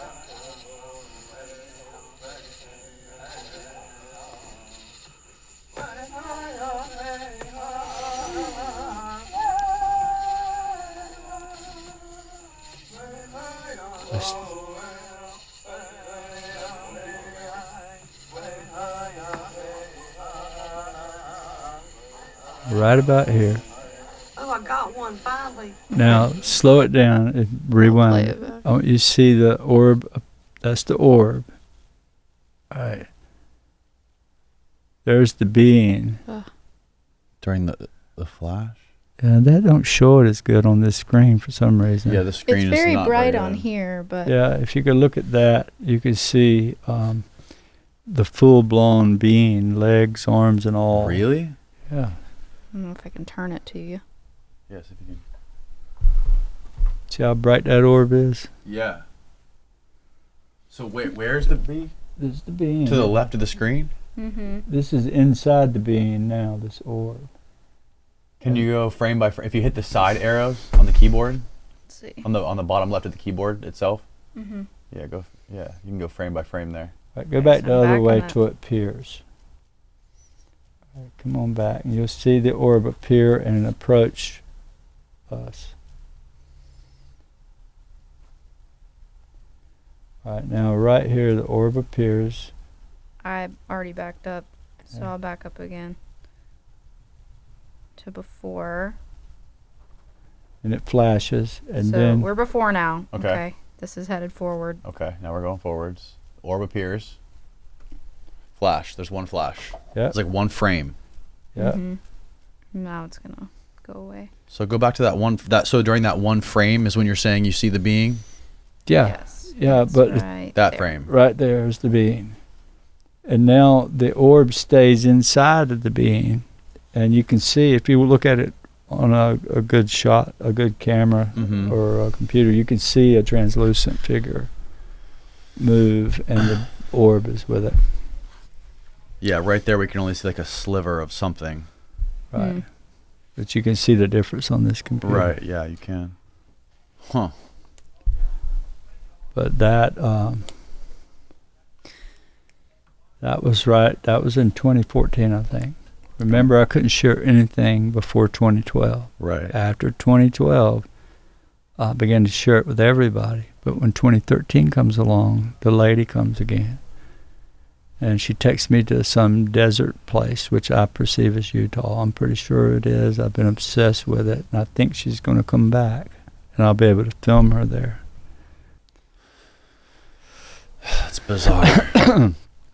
Yeah, it's pretty So crazy. Sharon, what did you make of her being healed of the cancer literally 2 days later? That's why she came. That's why she came. Yeah, and that's, see, let me say this. In 2013, when the lady came back, and I went about this, take me to Utah, when I saw her, Mm-hmm. she imparted another thing on me that I may have had it before, but I didn't realize it until 2 weeks later. This is how it arose. And this is what got NASA, Tim, involved with the health thing. Easter 2013, I had the experience with her again. May the 5th, I think, it was just a few days later, less than 2 weeks later, this investigator from Canada calls me and wants to come by and visit. He's on the way to Miami, and we live right along 95, so it was 5 minutes off 95 for him. He said, "Can I stop? I'm leaving Washington, going to Miami." I said, "Sure, stay a night if you want." So he did. And my Labrador, Nellie, was, this is Nellie. She was walking along beside us. We went out to the tree, and he must have took 20 pictures of the tree. And we talked for 15, 20 minutes standing there. Nellie was laying on the ground beside me. We get back to the edge of the patio. We walked all the way back. It's about 75 yards out there. So when we get back to the patio, my kids are on the patio hanging out, sitting around. Grant and I stopped right at the edge of the cement. Nellie stops and she's laying there beside me. She walked everywhere we went. She'd walk and stop and lay down.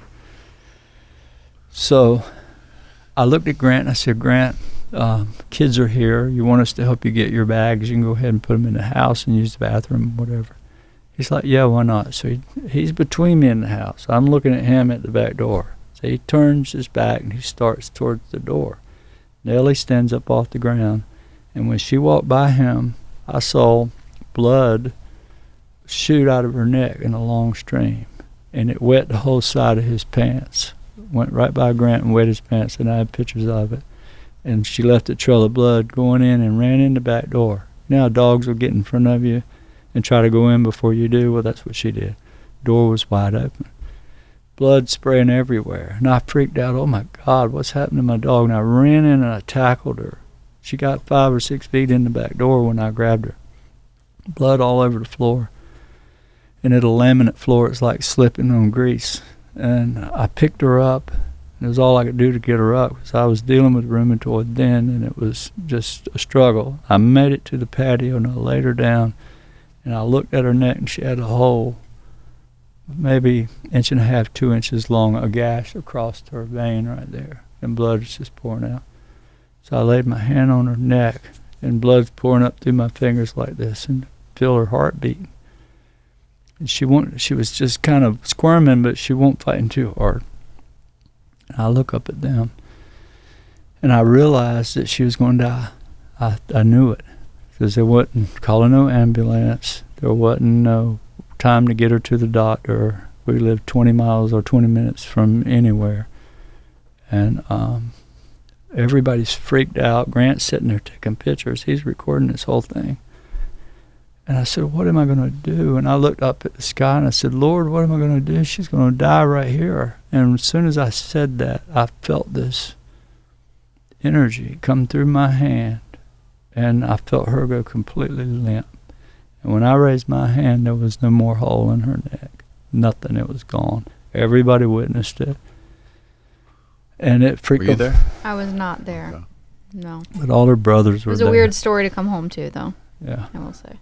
But there was a lot of witnesses to it. Grant, a UFO investigator from Canada, is one of the most famous out there. He's the one that saw it all. He took that picture. I didn't. And there are more pictures of it, of the blood going in the house and all.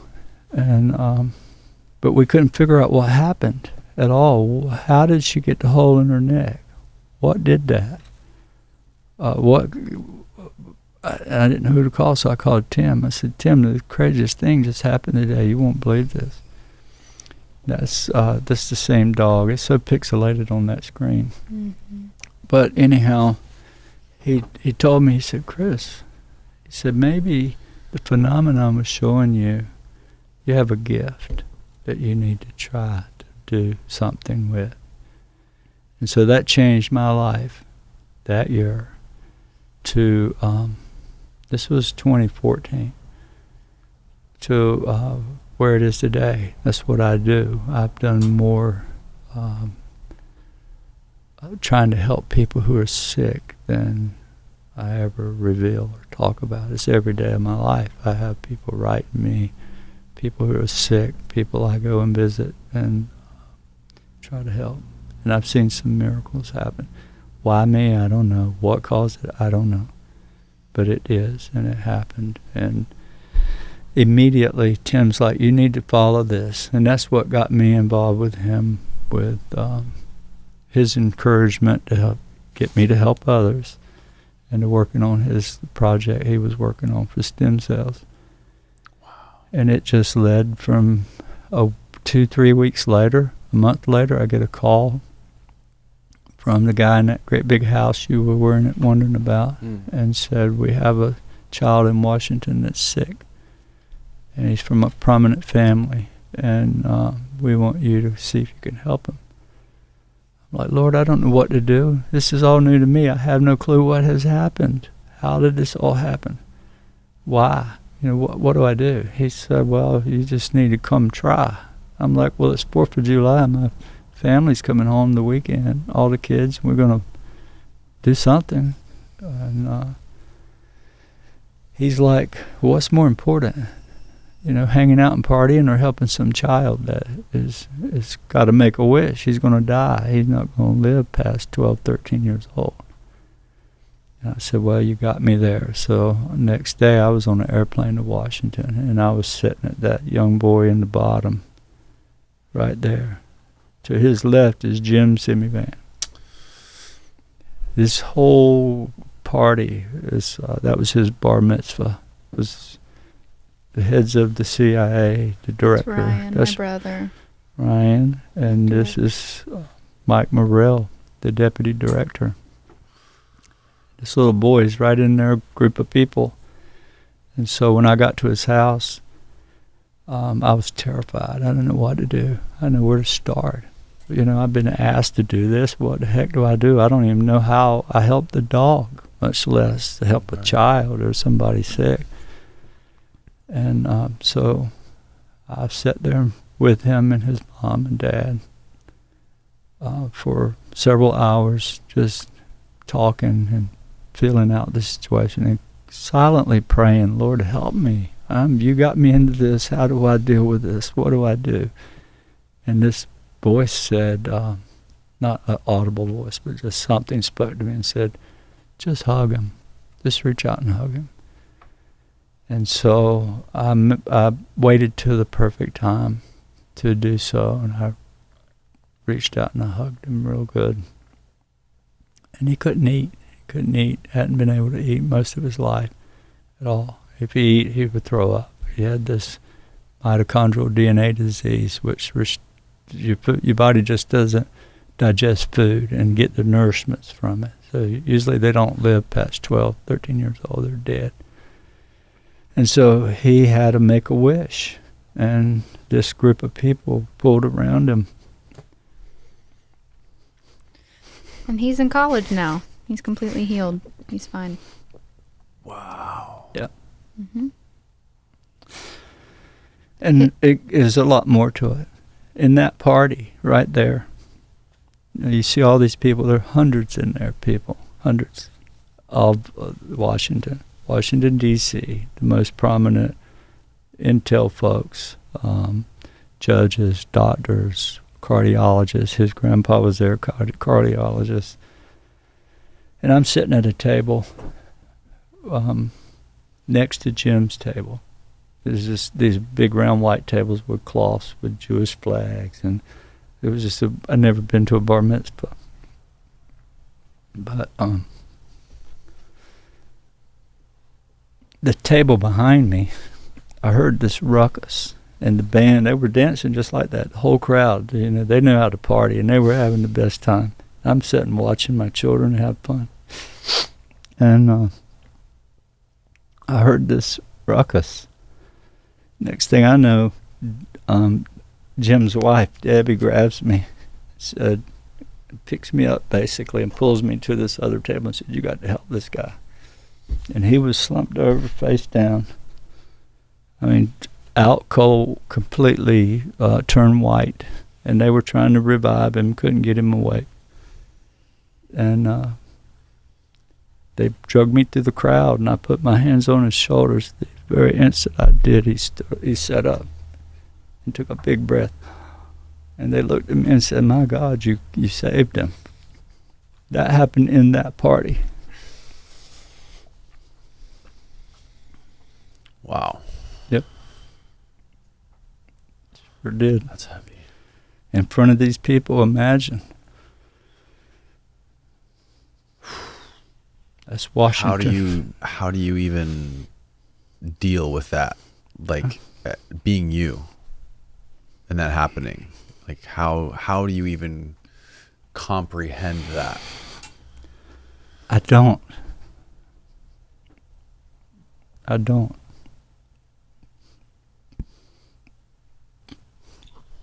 Yeah.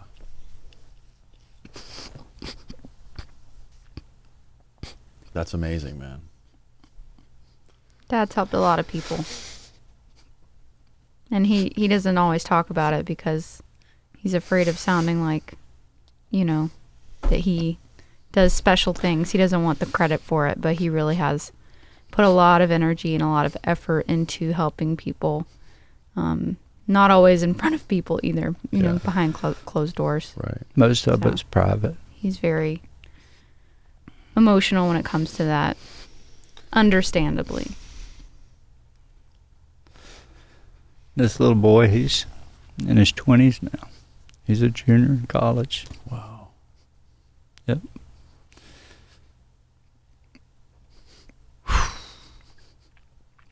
But no, I don't know. I don't know, Danny.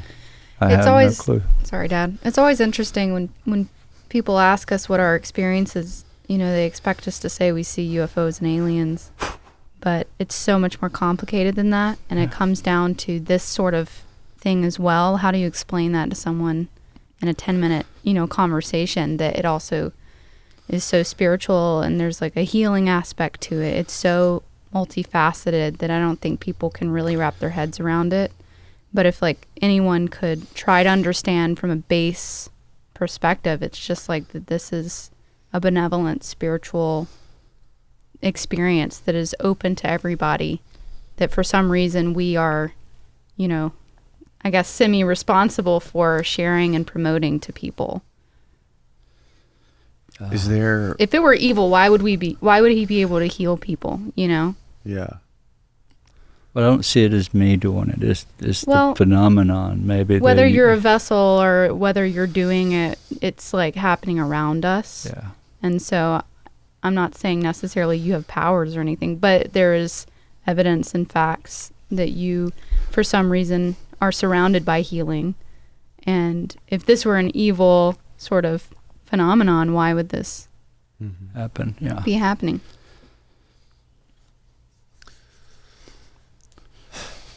It's really hard to comprehend all of this. I It's mean, a lot. it's so mind blowing. Yeah. It's incredible. It's incredible. And I know, like, we talked about this a little bit last night, but there's people who try to gain this or tap into this phenomenon the same way you do, right? Like, I know Tim. There's Diana talked about in her new book how he has like a protocol that he tries to follow to try to like cleanse his spirit and meditate and be in the sunlight, to where he can sort of, people can learn or train themselves to tap into something else that you are just intuitively, you're already hardwired into it. Yeah. in one way or another. Well, that's what they're studying my brain for. Right. They know it's connected.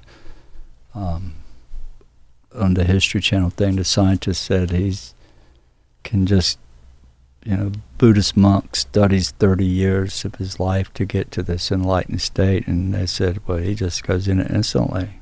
Just snap my fingers and I'm there, and I don't understand it. I don't know that I'm even doing that. I don't understand. But that's questions I don't know, and Right. I try to stay away from that. I just have a mission to share this in the way it comes, Well, I can't wait to go out and watch the sky with you guys again tonight. I'll tell you that much. Yeah. Thank you so much for coming on here and sharing the story. We just talked about it for like 4 hours, I think. Yeah.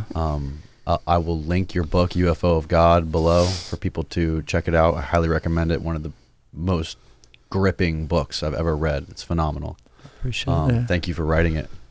And thanks again. Is there anything else that anything else I should tell people about to get a hold of you guys or find you guys online? Yeah, you can find my website is ufoofgod.com, and there you can find a link to Amazon to buy the book, or you can go straight to Amazon or wherever books are sold, I guess. You can find me on TikTok. I post about this stuff. My name is Bledsoe Baby, because I'm the baby, So I post stuff relevant to the story on there, and then I have a website called emilyholloway.com where Perfect. I teach voice. But we do have one announcement before we go, and then we're good. So the also on my website you can find my Instagram where I post videos. There's Okay. a few hundred videos or photos on there. I'll make sure I link all of those below. Yeah, and this I think we can just go ahead and talk about this without getting into any details. This book has been is in the process of making a motion picture. Oh wow! Yeah, exciting. Yeah, this is our first. We got the go ahead to just say that much, and that's all we're allowed to say. Okay. So this is the first time publicly we're admitting that there is a motion picture. Teasing me. I can't wait. It's under development right now. Okay. We'll have to keep me posted. Rumor is it might be 3 parts, 3 shows. So, wow. Yeah. We'll exciting stuff. See where it goes. Well, cool. I hope this helped get the word out. And again, I can't thank you guys enough. Thank you. Honestly, I appreciate it. This is wonderful. All right. Goodbye, world.